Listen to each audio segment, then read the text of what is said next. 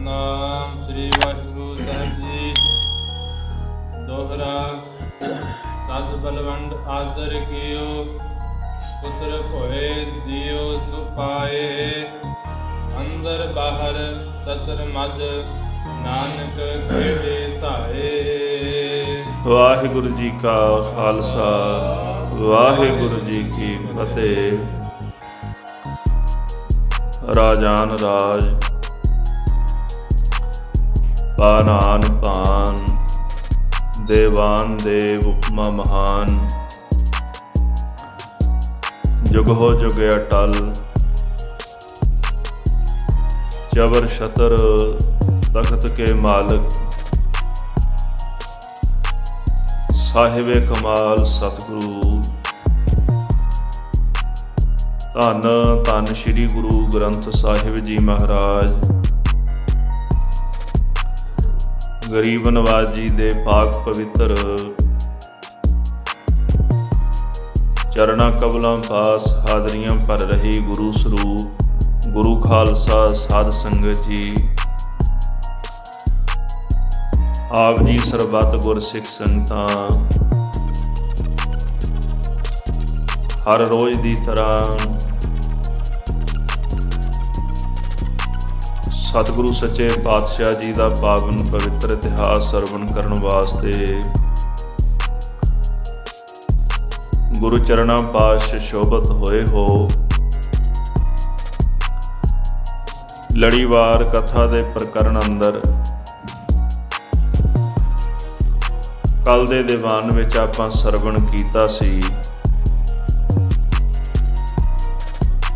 ਭਾਈ ਸਾਹਿਬ ਭਾਈ ਰਤਨ ਸਿੰਘ ਜੀ ਭੰਗੂ, ਉਹਨਾਂ ਨੂੰ ਕੈਪਟਨ ਮਰੀ ਸਵਾਲ ਕਰਦਾ ਹੈ ਕਿ ਗੁਰੂ ਨਾਨਕ ਸਾਹਿਬ ਜੀ ਕੌਣ ਸਨ, ਸਿੱਖਾਂ ਨੂੰ ਰਾਜ ਕਿਹਨੇ ਦਿੱਤਾ ਹੈ। ਭਾਈ ਸਾਹਿਬ ਕਹਿੰਦੇ ਗੁਰੂ ਨਾਨਕ ਸਾਹਿਬ ਜੀ ਸ਼ਹਿਨਸ਼ਾਹਾਂ ਦੇ ਸ਼ਹਿਨਸ਼ਾਹ, ਜਿਨ੍ਹਾਂ ਨੇ ਸਿੱਖਾਂ ਨੂੰ ਰਾਜ ਦਿੱਤਾ। ਮਰੀ ਕਹਿੰਦਾ ਕਿ ਉਹ ਤਾਂ ਫਕੀਰ ਹੋਇਆ ਹੈ। ਉਹਨਾਂ ਕਿਹਾ ਨਹੀਂ, ਉਹ ਸ਼ਹਿਨਸ਼ਾਹਾਂ ਦਾ ਸ਼ਹਿਨਸ਼ਾਹ, ਜਿਹਨੇ ਸ਼ਹਿਨਸ਼ਾਹ ਫਕੀਰ ਬਣਾ ਦਿੱਤੇ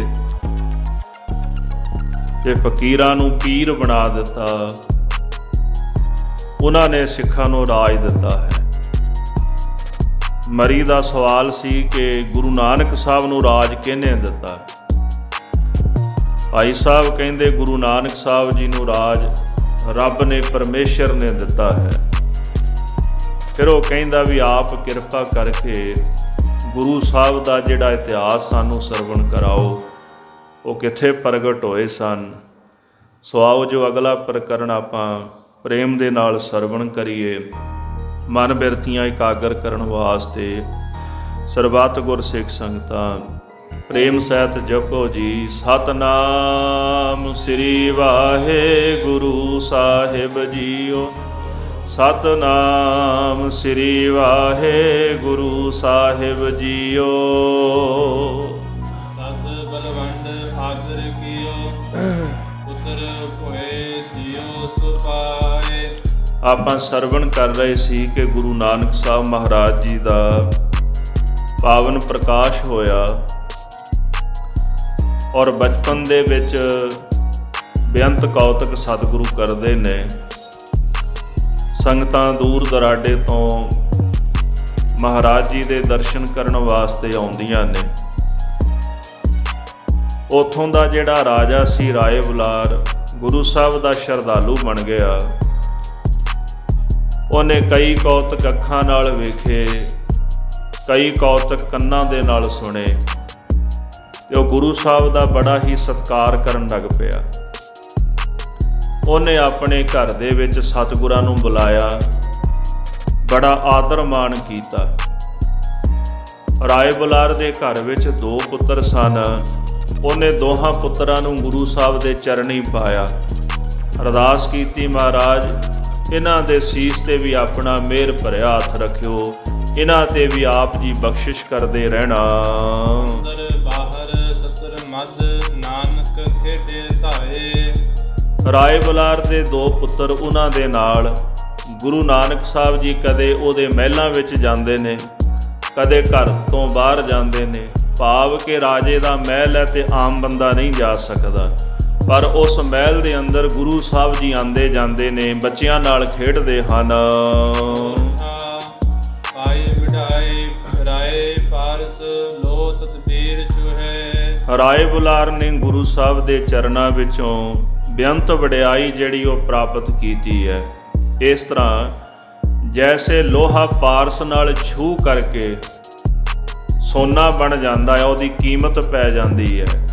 ਗੁਰੂ ਸਾਹਿਬ ਜੀ ਦੀ ਸੇਵਾ ਕਰਕੇ, ਮਹਾਰਾਜ ਦੇ ਦੀਦਾਰ ਕਰਕੇ ਰਾਏ ਬੁਲਾਰ ਵੀ ਪਾਰਸ ਜੈਸਾ ਬਣ ਗਿਆ। ਮੈਂ ਪਾਰਸ ਸ਼ਬਦ ਤਾਂ ਵਰਤਿਆ, ਜਿਹੜਾ ਪਾਰਸ ਹੈ, ਪਾਰਸ ਕਦੇ ਲੋਹੇ ਨੂੰ ਪਾਰਸ ਨਹੀਂ ਬਣਾਉਂਦਾ, ਉਹ ਸੋਨਾ ਜ਼ਰੂਰ ਬਣਾ ਦਿੰਦਾ, ਪਰ ਜਿਹੜਾ ਗੁਰੂ ਨਾਨਕ ਸਾਹਿਬ ਮਹਾਰਾਜ ਦੇ ਚਰਨਾਂ ਨੂੰ ਪਰਸ ਗਿਆ ਉਹ ਪਾਰਸ ਹੀ ਬਣ ਜਾਂਦਾ। ਸੋਨਾ ਤਾਂ ਦੂਰ ਦੀ ਗੱਲ ਹੈ, ਉਹ ਪਾਰਸ ਬਣ ਜਾਂਦਾ ਹੈ, ਕਿਉਂਕਿ ਉਹਦੇ ਨਾਲ ਜਿਹੜਾ ਜੁੜ ਜਾਏ ਉਹ ਵੀ ਅੱਗੋਂ ਪਾਰਸ ਹੀ ਬਣ ਜਾਂਦਾ ਹੈ। ਲੋਹਾ ਜਿਹੜਾ ਨਾ ਪਾਰਸ ਨਾਲ ਛੂਹ ਕੇ ਸੋਨਾ ਬਣ ਜਾਏਗਾ, ਪਰ ਤੁਸੀਂ ਉਹ ਸੋਨਾ ਜਦੋਂ ਦੂਜੇ ਲੋਹੇ ਦੇ ਨਾਲ ਲਾਓਗੇ ਉਹਨੂੰ ਬਦਲ ਨਹੀਂ ਸਕੇਗਾ। ਗੁਰੂ ਨਾਨਕ ਸਾਹਿਬ ਜੀ ਦੇ ਸਿੱਖਾਂ ਵਿੱਚ ਵੀ ਐਡੀ ਸਮਰੱਥਾ ਹੈ, ਜਿਹੜਾ ਸਤਿਗੁਰਾਂ ਦੇ ਸਿੱਖਾਂ ਦੀ ਸ਼ਰਨ ਵਿੱਚ ਬਹਿ ਜਾਏ ਉਹ ਵੀ ਅੱਗੋਂ ਪਾਰਸ ਹੀ ਬਣ ਜਾਂਦੇ ਨੇ। ਉਹਨਾਂ ਕੋਲ ਵੀ ਇੰਨੀ ਸਮਰੱਥਾ ਹੁੰਦੀ ਦੂਜੇ ਨੂੰ ਤਾਰਨ ਦੀ। ਤਾਂ ਹੀ ਪੜ੍ਹਦੇ ਹਾਂ, ਜਿਨੀ ਨਾਮ ਧਿਆਇਆ ਗਏ ਮਸ਼ੱਕਤ ਕਾਲ, ਨਾਨਕ ਤੇ ਮੁਖ ਉਜਲੇ ਕੀਤੀ ਛੁੱਟੀ ਨਾਲ। ਨਾਮ ਜਪਣ ਵਾਲੇ ਆਪ ਤਰ ਗਏ ਤੇ ਜਿਹੜੇ ਜਿਹੜੇ ਉਹਨਾਂ ਨਾਲ ਜੁੜ ਗਏ ਉਹ ਵੀ ਸੰਸਾਰ ਸਾਗਰ ਤੋਂ ਭਾਈ ਤਰ ਗਏ ਨੇ। ਇਸ ਕਰਕੇ ਰਾਏ ਬੁਲਾਰ ਜੀ ਦੀ ਬੜੀ ਵਡਿਆਈ, ਬੜੀ ਮਹਿਮਾ ਉਹਨਾਂ ਦੀ ਵੱਧ ਗਈ ਹੈ। ਭਾਈ ਸਾਹਿਬ ਕਹਿੰਦੇ, ਮੈਂ ਕੈਪਟਨ ਮਰੀ ਨੂੰ ਇਹ ਵੀ ਸੁਣਾ ਦਿੱਤਾ ਕਿ ਉਹਨਾਂ ਨੂੰ ਇਸ ਤਰ੍ਹਾਂ ਜਾਣੋ ਕਿ ਜਿਹੜੀ ਸਤਿਗੁਰਾਂ ਦੀ ਕਿਰਪਾ ਨਾਲ ਦਿੱਲੀ ਦੀ ਜਿਹੜੀ ਵਜ਼ੀਰੀ ਵੀ ਪ੍ਰਾਪਤ ਹੋ ਗਈ। ਜੈਸੇ ਕੱਲ੍ਹ ਵੀ ਬੇਨਤੀ ਕੀਤੀ ਸੀ, ਰਾਏ ਬੁਲਾਰ ਦੀ ਜਿਹੜੀ ਸੰਤਾਨ ਸੀ, ਸਤਿਗੁਰਾਂ ਦੀ ਕਿਰਪਾ ਨਾਲ ਉਹ ਦਿੱਲੀ ਤੱਕ ਪਹੁੰਚ ਗਏ ਤੇ ਉੱਥੋਂ ਦੀ ਵਜ਼ੀਰੀ ਪ੍ਰਾਪਤ ਕੀਤੀ, ਉੱਚੇ ਮਰਤਬੇ ਉਹਨਾਂ ਨੂੰ ਮਿਲ ਗਏ ਹਨ। ਜਦ ਬਾਬਾ ਜੀ ਭਏ ਹੁਸ਼ਿਆਰ, ਜਦੋਂ ਸਤਿਗੁਰ ਜੀ ਹੁਸ਼ਿਆਰ ਹੋ ਗਏ, ਭਾਵ ਕਿ ਥੋੜੀ ਜਿਹੀ ਉਮਰਾਂ ਵਧੀ, ਹੌਲੀ ਹੌਲੀ ਸਿਆਣੇ ਹੋਣ ਲੱਗੇ, ਜਵਾਨੀ ਵਾਲੀ ਅਵਸਥਾ ਆਉਣ ਲੱਗੀ ਹੈ, ਤੇ ਗੁਰੂ ਸਾਹਿਬ ਜੀ ਨੂੰ ਪੜ੍ਹਨ ਵਾਸਤੇ ਪਾਂਧੇ ਦੇ ਕੋਲ ਭੇਜਿਆ ਗਿਆ ਹੈ। ਜਿਸ ਤਰ੍ਹਾਂ ਪਾਂਧੇ ਨੂੰ ਗੁਰੂ ਨਾਨਕ ਸਾਹਿਬ ਜੀ ਨੇ ਪੜ੍ਹਾਇਆ, ਗਏ ਤਾਂ ਪੜ੍ਹਨ ਵਾਸਤੇ ਸਨ। ਭਾਈ ਸੰਤੋਖ ਸਿੰਘ ਜੀ ਗੁਰਪ੍ਰਤਾਪ ਸੂਰਜ ਗ੍ਰੰਥ ਵਿੱਚ ਲਿਖਦੇ ਨੇ ਕਿ ਪਿਤਾ ਜੀ ਸੋਚਣ ਲੱਗਿਆ ਵੀ ਮੈਂ ਪਟਵਾਰੀ ਹਾਂ, ਗਿਣਤੀ ਮਿਣਤੀ ਮੈਨੂੰ ਬੜੀ ਚੰਗੀ ਤਰ੍ਹਾਂ ਆਉਂਦੀ ਹੈ, ਤੇ ਮੈਂ ਚਾਹੁੰਦਾ ਵੀ ਮੇਰਾ ਪੁੱਤਰ ਜਿਹੜਾ ਹੈ ਉਹ ਵੀ ਚੰਗੀ ਤਰ੍ਹਾਂ ਮੇਰੇ ਵਾਂਗੂ ਗਿਣਤੀ ਮਿਣਤੀ ਸਿੱਖ ਜਾਏ ਤੇ ਪੜ੍ਹ ਲਿਖ ਜਾਏ ਤੇ ਕੋਈ ਚੰਗੀ ਨੌਕਰੀ ਮਿਲ ਜਾਏਗੀ, ਅੱਗੇ ਕੁਝ ਕਰਨ ਜੋਗਾ ਹੋ ਜਾਏਗਾ। ਇਹ ਸੋਚ ਰੱਖ ਕੇ ਉਹ ਗੁਰੂ ਸਾਹਿਬ ਜੀ ਨੂੰ ਪਾਂਧੇ ਪਾਸ ਲੈ ਕੇ ਗਏ ਹਨ। ਭਾਈ ਸਾਹਿਬ ਜੀ ਕਹਿੰਦੇ, ਮੈਂ ਉਹ ਜਿਹੜੀ ਸਾਖੀ ਕੈਪਟਨ ਮਰੀ ਨੂੰ ਸੁਣਾ ਦਿੱਤੀ ਖੋਲ ਕੇ। ਇੱਥੇ ਭਾਵੇਂ ਨਹੀਂ ਲਿਖੀ, ਸੰਖੇਪ ਵਿੱਚ ਇੱਕ ਪੰਕਤੀ ਵਿੱਚ ਹੀ ਗੱਲ ਮੁਕਾ ਦਿੱਤੀ ਹੈ। ਜਦੋਂ ਮਹਾਰਾਜ ਪਾਂਧੇ ਕੋਲ ਪੜ੍ਹਨ ਵਾਸਤੇ ਗਏ ਨਾ, ਸੁਣ ਪਾਂਡੇ ਕਿਆ ਲਿਖੋ ਜੰਜਾਲਾ, ਲਿਖ ਰਾਮ ਨਾਮ ਗੁਰਮੁਖ ਗੋਪਾਲਾ। ਕਹਿੰਦੇ ਪਾਂਧੇ ਨੇ ਮਹਾਰਾਜ ਸਤਿਗੁਰਾਂ ਦੀ ਜਿਹੜੀ ਫੱਟੀ ਸੀ ਉਹਦੇ ਤੇ ਊੜਾ ਪਾਇਆ, ਤੇ ਗੁਰੂ ਸਾਹਿਬ ਜੀ ਨੇ ਉਹਦੇ ਮੂਹਰੇ ਇਕਾਂਗ ਪਾ ਦਿੱਤਾ। ਤੇ ਸਤਿਗੁਰਾਂ ਦਾ ਸਵਾਲ ਸੀ, ਸੂਰਜ ਪ੍ਰਕਾਸ਼ ਵਿੱਚ ਬੜੇ ਵਿਸਥਾਰ ਨਾਲ ਆਉਂਦੀ ਹੈ ਸਾਖੀ। ਸਤਿਗੁਰੂ ਕਹਿੰਦੇ ਦਾ ਮਾਇਨਾ ਦੱਸੋ ਵੀ ਊੜੇ ਦਾ ਮਾਇਨਾ ਕੀ ਹੈ। ਹੁਣ ਉਹ ਸੋਚੀ ਪੈ ਗਿਆ ਵੀ ਛੋਟਾ ਬਾਲਕ ਇੰਨੀ ਗੁੱਝੀ ਗੱਲ ਕਰ ਗਿਆ। ਸਮਝ ਆ ਗਈ, ਮਹਾਰਾਜ ਮੈਨੂੰ ਇਹਦਾ ਮਾਇਨਾ ਨਹੀਂ ਪਤਾ। ਸਤਿਗੁਰੂ ਕਹਿੰਦੇ ਜੇ ਮਾਇਨਾ ਨਹੀਂ ਪਤਾ ਤੇ ਫਿਰ ਪੜ੍ਹਾਉਂਦੇ ਕਿਉਂ? ਪੜ੍ਹਾਉਣ ਦਾ ਲਾਭ ਤਾਂ ਹੈ ਜੇ ਇਹਦਾ ਮਾਇਨਾ ਜਾਣਦੇ ਹੋ, ਇਹਦਾ ਮਤਲਬ ਜਾਣਦੇ ਹੋ ਵੀ ਇਹਦਾ ਮਤਲਬ ਕੀ ਹੈ। ਕਹਿੰਦਾ ਮਹਾਰਾਜ ਇਹ ਤਾਂ ਠੀਕ ਹੈ, ਪਰ ਆਹ ਜਿਹੜਾ ਏਕਾ ਨਾਲ ਪਾਇਆ ਨਾ, ਇਕਾਂਗ ਨਾਲ ਪਾਇਆ, ਇਹ ਕਿਉਂ ਪਾਇਆ? ਗੁਰੂ ਸਾਹਿਬ ਕਹਿੰਦੇ ਊੜਾ ਤੇ ਪੂਰਾ ਭਾਵ ਬਣਿਆ ਇੱਕ ਓੰਕਾਰ। ਉਹ ਅਕਾਲ ਪੁਰਖ ਵਾਹਿਗੁਰੂ ਪਰਮੇਸ਼ਰ ਇੱਕ ਹੀ ਹੈ। ਸਤਿਗੁਰੂ ਕਹਿੰਦੇ ਜੇ ਪੜ੍ਹਨਾ ਤੇ ਇੱਕ ਦੀ ਬਾਤ ਨੂੰ ਹੀ ਪੜ੍ਹਨਾ ਹੈ, ਬਾਕੀ ਗੱਲਾਂ ਤਾਂ ਜੰਜਾਲ ਵਿੱਚ ਪਾਉਣ ਵਾਲੀਆਂ ਨੇ। ਜਿਨ੍ਹਾਂ ਇੱਕ ਸਮਝ ਲਿਆ ਉਹਨਾਂ ਸਾਰਾ ਕੁਝ ਹੀ ਸਮਝ ਲਿਆ ਹੈ। ਨਾ ਇੱਕ ਤੋਂ ਪਹਿਲਾਂ ਕੁਝ ਹੈ ਤੇ ਨਾ ਇੱਕ ਤੋਂ ਬਾਅਦ ਵਿੱਚ ਕੁਝ ਹੈ। ਪਰਮੇਸ਼ਰ ਅਕਾਲ ਪੁਰਖ ਵਾਹਿਗੁਰੂ ਜੋ ਸਾਰਿਆਂ ਦੀ ਰੱਖਿਆ ਕਰਨ ਵਾਲਾ, ਉਹ ਕੇਵਲ ਇੱਕੋ ਹੀ ਹੈ। ਇਸ ਕਰਕੇ ਗੁਰੂ ਨਾਨਕ ਸਾਹਿਬ ਮਹਾਰਾਜ ਦੇ ਅਜਿਹੇ ਬਚਨ ਸੁਣੇ ਤੇ ਜਿਹੜੇ ਪਾਂਧਾ ਜੀ ਸਾਨੂੰ ਲੈ ਕੇ ਆ ਗਏ, ਆ ਕੇ ਕਹਿਣ ਲੱਗੇ, ਕਲਿਆਣ ਦਾਸ ਜੀ ਇਹ ਤੁਹਾਡਾ ਪੁੱਤਰ ਹੈ, ਇਹਨੂੰ ਨਹੀਂ ਮੈਂ ਪੜ੍ਹਾ ਸਕਦਾ। ਕਹਿੰਦੇ ਜੀ ਕੀ ਹੋਇਆ, ਇਹਨਾਂ ਨੇ ਤੁਹਾਡੇ ਕੋਲੋਂ ਪੜ੍ਹਾਈ ਨਹੀਂ ਕੀਤੀ? ਕਹਿੰਦੇ ਨਹੀਂ, ਹੋ ਸਕੇ ਇਹਨਾਂ ਕੋਲੋਂ ਕੁਝ ਪੜ੍ਹ ਲਿਓ, ਕਿਉਂਕਿ ਇਹ ਤਾਂ ਆਪ ਹੀ ਪਹਿਲਾਂ ਪੜ੍ਹਿਆ ਹੋਇਆ। ਇਹਨੇ ਮੈਨੂੰ ਵੀ ਪੜ੍ਹਾ ਦਿੱਤਾ, ਮੈਨੂੰ ਵੀ ਸਮਝਾ ਦਿੱਤਾ ਤੇ ਕੁਝ ਸਿੱਖ ਲਿਓ। ਸੋ ਭਾਈ ਰਤਨ ਸਿੰਘ ਜੀ ਕਹਿੰਦੇ ਇਹ ਸਾਖੀ ਮੈਂ ਕੈਪਟਨ ਮਰੀ ਨੂੰ ਵਿਸਥਾਰ ਦੇ ਨਾਲ ਸੁਣਾਈ ਹੈ। ਇਸ ਤੋਂ ਇਲਾਵਾ ਹੋਰ ਵੀ ਜਿਹੜੇ ਅਚੰਭੇ ਗੁਰੂ ਨਾਨਕ ਸਾਹਿਬ ਦੇ ਕੌਤਕ ਜਿਹੜੇ ਸਤਿਗੁਰਾਂ ਨੇ ਵਿਖਾਏ ਸਨ, ਉਹ ਵੀ ਸੁਣਾਏ।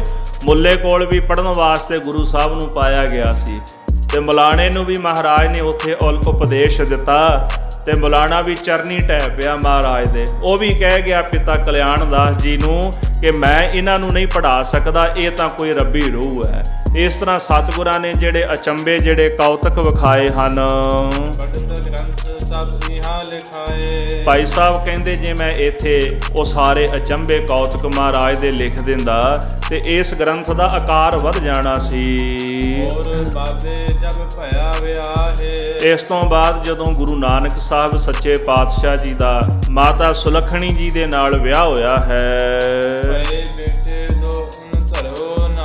ਤੇ ਸਤਿਗੁਰਾਂ ਦੇ ਗ੍ਰਹਿ ਦੇ ਵਿੱਚ 2 ਸੁਪੁੱਤਰਾਂ ਨੇ ਜਨਮ ਧਾਰਿਆ ਹੈ। ਇੱਕ ਬਾਬਾ ਸ਼੍ਰੀ ਚੰਦ ਜੀ ਤੇ ਦੂਜੇ ਲਖਮੀ ਦਾਸ ਜੀ, ਦੋਨੇ ਹੀ ਬ੍ਰਹਮ ਗਿਆਨੀ ਮਹਾਂਪੁਰਖ ਸਨ। ਭਾਵੇਂ ਲੋਕ ਉਹਨਾਂ ਦੀ ਅੱਜ ਨਿੰਦਿਆ ਕਰਦੇ ਨੇ, ਪਰ ਇੱਕ ਬਚਨ ਯਾਦ ਰੱਖਿਓ ਕਿ ਜਿੱਥੇ ਬਾਬਾ ਸ਼੍ਰੀ ਚੰਦ ਜੀ ਦੀ ਗੱਲ ਆਵੇ, ਉਦਾਸੀ ਮਹਾਂਪੁਰਖ ਸਨ। ਉਹਨਾਂ ਨੇ ਕੋਈ ਨਵੀਂ ਰੀਤ ਨਹੀਂ ਚਲਾਈ, ਉਹ ਮਨ ਵਿੱਚ ਉਦਾਸ ਸਨ। ਤੇ ਜਿੱਥੇ ਗੱਲ ਆਉਂਦੀ ਹੈ ਨਾ ਗੁਰਤਾ ਗੱਦੀ ਦੀ, ਤੇ ਲੋਕ ਕਹਿੰਦੇ ਵੀ ਗੁਰਤਾ ਗੱਦੀ ਵੇਲੇ ਉਹ ਪਰਖ ਦੇ ਵਿੱਚ ਖਰੇ ਨਹੀਂ ਉਤਰੇ। ਉੱਥੇ ਗੁਰਤਾ ਗੱਦੀ ਜਿਹੜੀ ਸੀ ਨਾ, ਉਹ ਧੁਰ ਤੋਂ ਮਿਲੀ ਸੀ ਗੁਰੂ ਅੰਗਦ ਦੇਵ ਸਾਹਿਬ ਮਹਾਰਾਜ ਨੂੰ, ਮਿਲਣੀ ਉਹਨਾਂ ਨੂੰ ਸੀ। ਇਹ ਤਾਂ ਕੌਤਕ ਸੀ। ਉੱਥੇ ਬਾਬਾ ਬੁੱਢਾ ਸਾਹਿਬ ਜੀ ਵੀ ਸਨ, ਭਾਈ ਮਨਸੁਖ ਵਰਗੇ ਸਿੱਖ ਸਨ, ਭਾਈ ਭਗੀਰਥ ਵਰਗੇ ਸਿੱਖ ਸਨ। ਉੱਥੇ ਸਿੱਖਾਂ ਦੀ ਕਮੀ ਥੋੜਾ ਸੀ ਕੋਈ, ਪਰ ਜਿਹੜੀ ਸੇਵਾ ਭਾਈ ਲਹਿਣਾ ਸਾਹਿਬ ਭਾਵ ਗੁਰੂ ਅੰਗਦ ਦੇਵ ਜੀ ਮਹਾਰਾਜ ਨੇ ਕੀਤੀ ਹੈ, ਉਹ ਸੇਵਾ ਕੋਈ ਹੋਰ ਨਹੀਂ ਸੀ ਕਰ ਸਕਦਾ। ਸਤਿਗੁਰਾਂ ਦੀ ਸੇਵਾ ਸਤਿਗੁਰੂ ਆਪ ਹੀ ਕਰ ਸਕਦੇ ਨੇ। ਇਹ ਪੱਖ ਸਮਝਣ ਦੀ ਲੋੜ ਹੈ। ਬਾਬਾ ਸ਼੍ਰੀ ਚੰਦ ਜੀ ਦੀ ਨਿੰਦਿਆ ਕਰਦੇ, ਉਹਨਾਂ ਨੇ ਬਚਨ ਨਹੀਂ ਮੰਨੇ, ਆਪਣਾ ਵੱਖਰਾ ਪੰਥ ਚਲਾਇਆ। ਨਹੀਂ ਭਾਈ, ਜੇ ਕਿਤੇ ਵੱਖਰੇ ਪੰਥ ਦੀ ਗੱਲ ਹੁੰਦੀ, ਉਹ ਗੁਰੂ ਘਰ ਵਿੱਚ ਨਿਮਾਣੇ ਬਣ ਕੇ ਆਉਂਦੇ ਰਹੇ ਜਿੰਨੀ ਵਾਰੀ ਆਏ ਨੇ।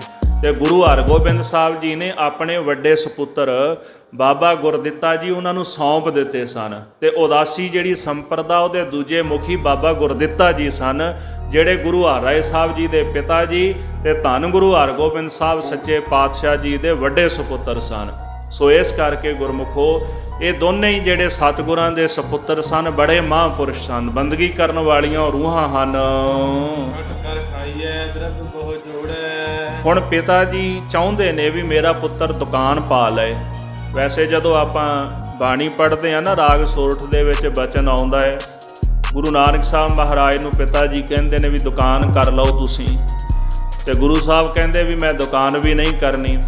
ਕਹਿੰਦੇ ਜੀ ਚਾਕਰੀ ਕਰ ਲਓ, ਵੀ ਕਿਸੇ ਦੀ ਨੌਕਰੀ ਕਰ ਲਓ। ਮਹਾਰਾਜ ਕਹਿੰਦੇ ਮੈਂ ਦੁਨਿਆਵੀ ਨੌਕਰੀ ਵੀ ਨਹੀਂ ਕਰਨੀ। ਕਹਿੰਦੇ ਜੀ ਫਿਰ ਘੋੜੇ ਪਾ ਲਓ, ਵੀ ਸੌਦਾਗਰੀ ਕਰ ਲਓ ਤੁਸੀਂ। ਗੁਰੂ ਸਾਹਿਬ ਕਹਿੰਦੇ ਮੈਂ ਦੁਨਿਆਵੀ ਸੌਦਾਗਰੀ ਵੀ ਨਹੀਂ ਕਰਨੀ। ਹਾਂ, ਮੈਂ ਸੌਦਾਗਰੀ ਵੀ ਕੀਤੀ ਹੈ, ਮੈਂ ਚਾਕਰੀ ਵੀ ਕੀਤੀ ਹੈ ਤੇ ਮੈਂ ਦੁਕਾਨ ਵੀ ਕੀਤੀ ਹੋਈ ਹੈ। ਇਹ ਸਾਰਾ ਕੁਝ ਮੈਂ ਆਪਣੇ ਅੰਦਰ ਹੀ ਕੀਤਾ ਹੋਇਆ ਹੈ ਤੇ ਮੈਨੂੰ ਕੁਝ ਬਾਹਰ ਕਰਨ ਦੀ ਲੋੜ ਨਹੀਂ।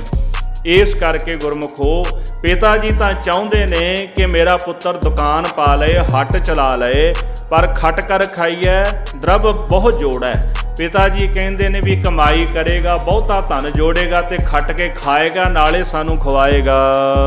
ਬਾਬਾ ਉਸ ਪੜੈ ਨਾ ਰਹੇ, ਪਰ ਸਤਿਗੁਰੂ ਜੀ ਉਸ ਰਾਹ ਨਹੀਂ ਪੈਂਦੇ। ਪਿਤਾ ਜੀ ਚਾਹੁੰਦੇ ਨੇ ਵੀ ਕੋਈ ਕੰਮਕਾਰ ਕਰ ਲੈਣ। ਮਹਾਰਾਜ ਕਹਿੰਦੇ ਵੀ ਲਾਏ ਚਿੱਤ ਕਰ ਚਾਕਰੀ, ਮਨ ਨਾਮ ਕਰ ਕੰਮ। ਵੀ ਅਸੀਂ ਤਾਂ ਭਾਈ ਪਹਿਲਾਂ ਹੀ ਚਾਕਰੀ ਕਰਦੇ ਹਾਂ, ਪ੍ਰਮਾਤਮਾ ਦੀ ਚਿੱਤ ਲਾ ਕੇ ਲਾਏ ਚਿਤ ਕਰ ਚਾਕਰੀ ਮਨ ਨਾਮ ਕਰ ਕੰਮ। ਚਿੱਤ ਲਾ ਕੇ ਚਾਕਰੀ ਕਰ ਵਾਹਿਗੁਰੂ ਦੀ ਤੇ ਉਹਦਾ ਨਾਮ ਮਨ ਵਿੱਚ ਜਿਹੜਾ ਮੰਨਣਾ ਹੈ ਇਹੀ ਕੰਮ ਕਰ। ਬਨ ਵਧੀਆ ਕਰ ਧਾਵਣੀ ਤਾਕੋ ਆਖੈ ਧਨ। ਅੰਦਰ ਦੀਆਂ ਬਦੀਆਂ ਜਿਹੜੀਆਂ ਨੇ, ਅੰਦਰ ਦੇ ਵਿਕਾਰ ਜਿਹੜੇ ਬਨ, ਤੇ ਜਿਸ ਦਿਨ ਭਾਈ ਅੰਦਰ ਦੇ ਵਿਕਾਰ ਬੰਨ ਲਏਗਾ ਤੇ ਤੈਨੂੰ ਦਰਗਾਹ ਦੇ ਵਿੱਚ ਧਨ ਆਖਿਆ ਜਾਏਗਾ। ਇੱਥੇ ਤਾਂ ਧਨ ਹੈ, ਦਰਗਾਹ ਵਿੱਚ ਵੀ ਧਨ ਹੈ। ਇਸ ਕਰਕੇ ਗੁਰੂ ਨਾਨਕ ਸਾਹਿਬ ਜੀ ਮਹਾਰਾਜ ਉਹ ਸਰਾਹ ਨਹੀਂ ਪੈਂਦੇ ਤੇ ਮਾਤਾ ਪਿਤਾ ਚਾਹੁੰਦੇ ਨੇ ਵੀ ਉਹ ਕੋਈ ਕੰਮਕਾਰ ਕਰ ਲੈਣ। ਕਰੇ ਬਾਬੇ ਅਕਾਹੇ। ਇਸ ਤਰ੍ਹਾਂ ਕਹਿੰਦੇ ਨੇ ਵੀ ਮਾਤਾ ਪਿਤਾ ਨੇ ਨਾ ਬਾਬਾ ਜੀ ਨੂੰ ਅਕਾ ਦਿੱਤਾ, ਵੀ ਤੰਗ ਕਰ ਦਿੱਤਾ ਵੀ ਤੁਸੀਂ ਕੋਈ ਕੰਮਕਾਰ ਨਹੀਂ ਕਰਦੇ ਹੋ। ਬਾਬਾ ਬੇਪਰਵਾਹੀ ਕਰੇ। ਸਤਿਗੁਰ ਜੀ ਬੇਪਰਵਾਹੀ ਕਰਦੇ ਨੇ, ਆਪਣੇ ਆਨੰਦ ਦੇ ਵਿੱਚ, ਆਪਣੀ ਮੌਜ ਵਿੱਚ ਰਹਿੰਦੇ ਹਨ। ਭਾਈ ਮਰਦਾਨੇ ਜੀ ਨੂੰ ਨਾਲ ਲੈ ਲੈਣਾ ਤੇ ਰਬਾਬ ਫੜ ਕੇ ਤੇ ਬਾਣੀ ਦੇ ਸ਼ਬਦ ਉਚਾਰਦੇ ਹਨ। ਭਾਈ ਮਰਦਾਨੇ ਜੀ ਨੂੰ ਨਾਲ ਲੈ ਕਰਕੇ ਪ੍ਰਚਾਵਾ ਕਰਦੇ ਨੇ, ਬਾਣੀ ਪੜ੍ਹਦੇ ਨੇ ਤੇ ਆਨੰਦ ਮੌਜ ਪ੍ਰਾਪਤ ਕਰਦੇ ਹਨ। ਲੈਣ ਤੇ ਦੇਣ ਦਾ ਕੋਈ ਦਾਵਾ ਨਹੀਂ ਰੱਖਦੇ, ਨਾ ਕਿਸੇ ਕੋਲੋਂ ਕੁਝ ਲੈਣਾ ਤੇ ਨਾ ਕਿਸੇ ਨੂੰ ਕੁਝ ਦੇਣਾ ਹੈ। ਦੁਖੀ ਤਾਂ ਉਹ ਹੈ ਨਾ ਵੀ ਜਾਂ ਤਾਂ ਜਿਹਨੇ ਕਿਸੇ ਕੋਲੋਂ ਕੁਝ ਲੈਣਾ ਹੈ, ਕਿਸੇ ਦਾ ਮੁਤਾਜ ਹੈ, ਜਾਂ ਤਾਂ ਉਹ ਦੁਖੀ ਹੋਵੇਗਾ, ਤੇ ਦੂਜਾ ਫਿਰ ਜਿਹਨੇ ਜਾਂ ਕਿਸੇ ਨੂੰ ਕੁਝ ਦੇਣਾ ਹੈ ਜਾਂ ਫਿਰ ਉਹਨੇ ਦੁਖੀ ਹੋਣਾ ਵੀ ਮੈਂ ਕਿਸੇ ਦਾ ਕਰਜ਼ਾ ਦੇਣਾ ਹੈ। ਗੁਰੂ ਸਾਹਿਬ ਕਹਿੰਦੇ ਵੀ ਸਾਡਾ ਕਿਸੇ ਨਾਲ ਕੋਈ ਲੈਣਾ ਦੇਣਾ ਹੀ ਨਹੀਂ, ਸਾਡਾ ਕੋਈ ਦਾਵਾ ਹੀ ਨਹੀਂ। ਇਸ ਕਰਕੇ ਉਹ ਸਦਾ ਬੇਪਰਵਾਹੀ ਦੇ ਵਿੱਚ ਰਹਿੰਦੇ ਹਨ। ਦੋਹਰਾ ਕਹੈ ਦੀਵਾਨਾ ਹੈ ਗਿਓ ਸੁਨ ਆਇਓ ਜੈ ਰਾਮ। ਜਦੋਂ ਸਤਿਗੁਰਾਂ ਦੀ ਵਡਿਆਈ ਹੋਣ ਲੱਗ ਪਈ ਤੇ ਗੁਰੂ ਸਾਹਿਬ ਜੀ ਨੇ ਸੁਭਾਅ ਬਦਲ ਲਿਆ, ਉਦਾਸੀ ਵਿੱਚ ਰਹਿਣ ਲੱਗ ਪਏ। ਬੜਾ ਲੰਮਾ ਇਤਿਹਾਸ ਹੈ, ਕਦੇ ਘਰ ਦੇ ਵਿੱਚ ਪਏ ਰਹਿਣਾ ਕਈ ਦਿਨ, ਨਹੀਂ ਤਾਂ ਬਾਹਰ ਜਾ ਕੇ ਨਾ ਦਰਖਤਾਂ ਦੇ ਹੇਠਾਂ ਲੰਮਾ ਪੈ ਜਾਣਾ। ਤੇ ਲੋਕਾਂ ਨੇ ਗੁਰੂ ਸਾਹਿਬ ਨੂੰ ਕਹਿਣਾ ਸ਼ੁਰੂ ਕਰ ਦਿੱਤਾ ਇਹਦਾ ਬਿਮਾਰ ਹੋ ਗਿਆ। ਜਿਹੋ ਜਿਹੇ ਲੋਕ ਉਹੋ ਜਿਹੇ ਬਚਨ ਕਰਨ ਲੱਗ ਪਏ ਤੇ ਕਹਿੰਦੇ ਕਹੈ ਦੀਵਾਨਾ ਹੋਇਆ ਗਏ। ਜਦੋਂ ਲੋਕ ਕਹਿਣ ਲੱਗੇ ਵੀ ਇਹ ਦੀਵਾਨਾ ਹੋ ਗਿਆ, ਤੇ ਇੱਧਰ ਸੁਲਤਾਨਪੁਰੇ ਦੀ ਧਰਤੀ ਤੇ ਭਾਈਆ ਜੈ ਰਾਮ ਜੀ ਰਹਿੰਦੇ ਸਨ, ਜਿਹੜੇ ਸਾਧ ਸੰਗਤ ਜੀ ਸਤਿਗੁਰੂ ਸੱਚੇ ਪਾਤਸ਼ਾਹ ਜੀ ਦੇ ਸਤਿਕਾਰਯੋਗ ਭੈਣ ਜੀ ਸਨ, ਬੇਬੇ ਨਾਨਕੀ ਜੀ, ਤੇ ਉਹਨਾਂ ਦੇ ਜਿਹੜੇ ਘਰ ਵਾਲੇ ਸਨ ਉਹਨਾਂ ਦਾ ਨਾਮ ਭਾਈ ਜੈ ਰਾਮ ਜੀ ਸਨ। ਉਹਨਾਂ ਨੂੰ ਪਤਾ ਲੱਗਿਆ ਜਦੋਂ ਸਾਰੀ ਗੱਲ ਦਾ, ਤੇ ਉਹ ਤਲਵੰਡੀ ਨਗਰ ਦੇ ਵਿੱਚ ਨਨਕਾਣਾ ਸਾਹਿਬ ਚੱਲ ਕੇ ਆਏ ਹਨ।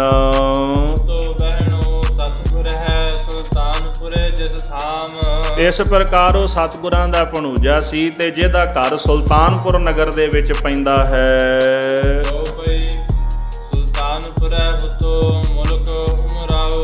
ਸੁਲਤਾਨਪੁਰ ਦਾ ਜਿਹੜਾ ਨਗਰ ਸੀ ਉਹਦੇ ਵਿੱਚ ਉਸ ਮੁਲਕ ਦਾ ਇੱਕ ਉਮਰਾਓ ਹੈ ਜਿਹੜਾ ਉੱਥੇ ਰਾਜ ਕਰਦਾ ਹੈ, ਜਿਸ ਦਾ ਨਾਮ ਲੋਕ ਦੌਲਤ ਖਾਂ ਕਹਿੰਦੇ ਹਨ।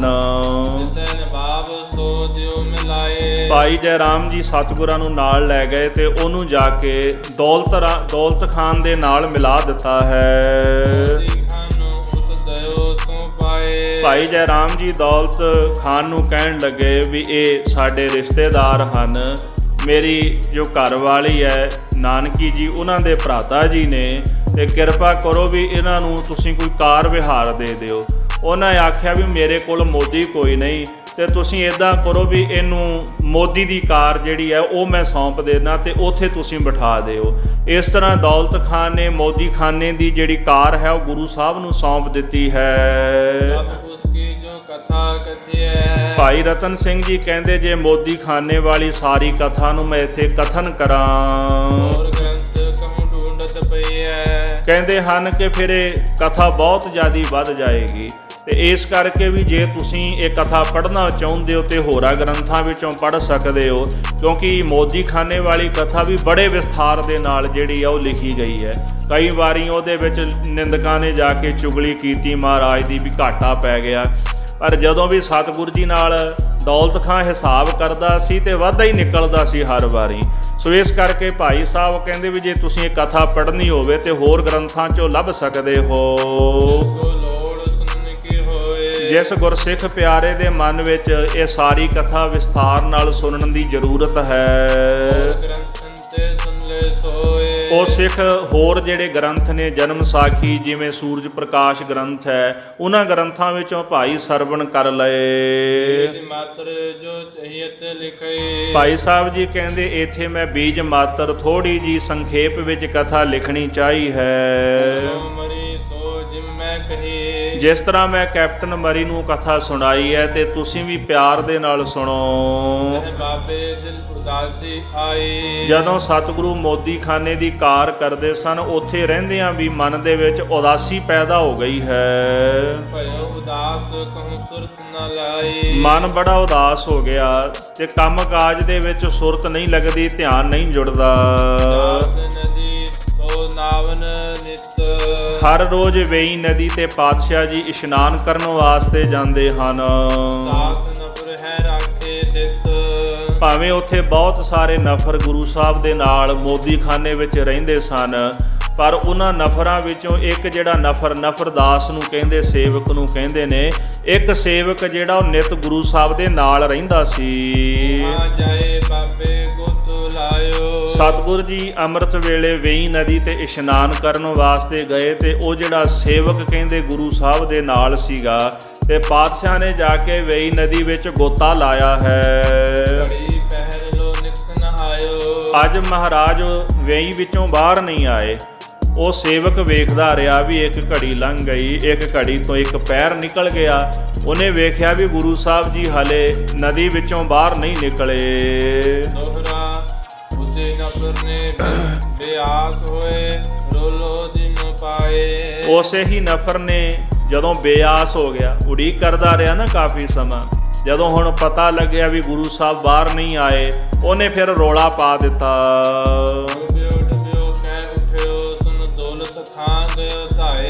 ਰੌਲਾ ਪਾ ਦਿੱਤਾ ਵੀ ਮਹਾਰਾਜ ਡੁੱਬ ਗਏ ਨਦੀ ਵਿੱਚ, ਕਿਉਂਕਿ ਮਨ ਦੇ ਵਿੱਚ ਡਰ ਪੈਦਾ ਹੋ ਗਿਆ ਨਾ, ਭੇਦ ਨਹੀਂ ਸਮਝਿਆ।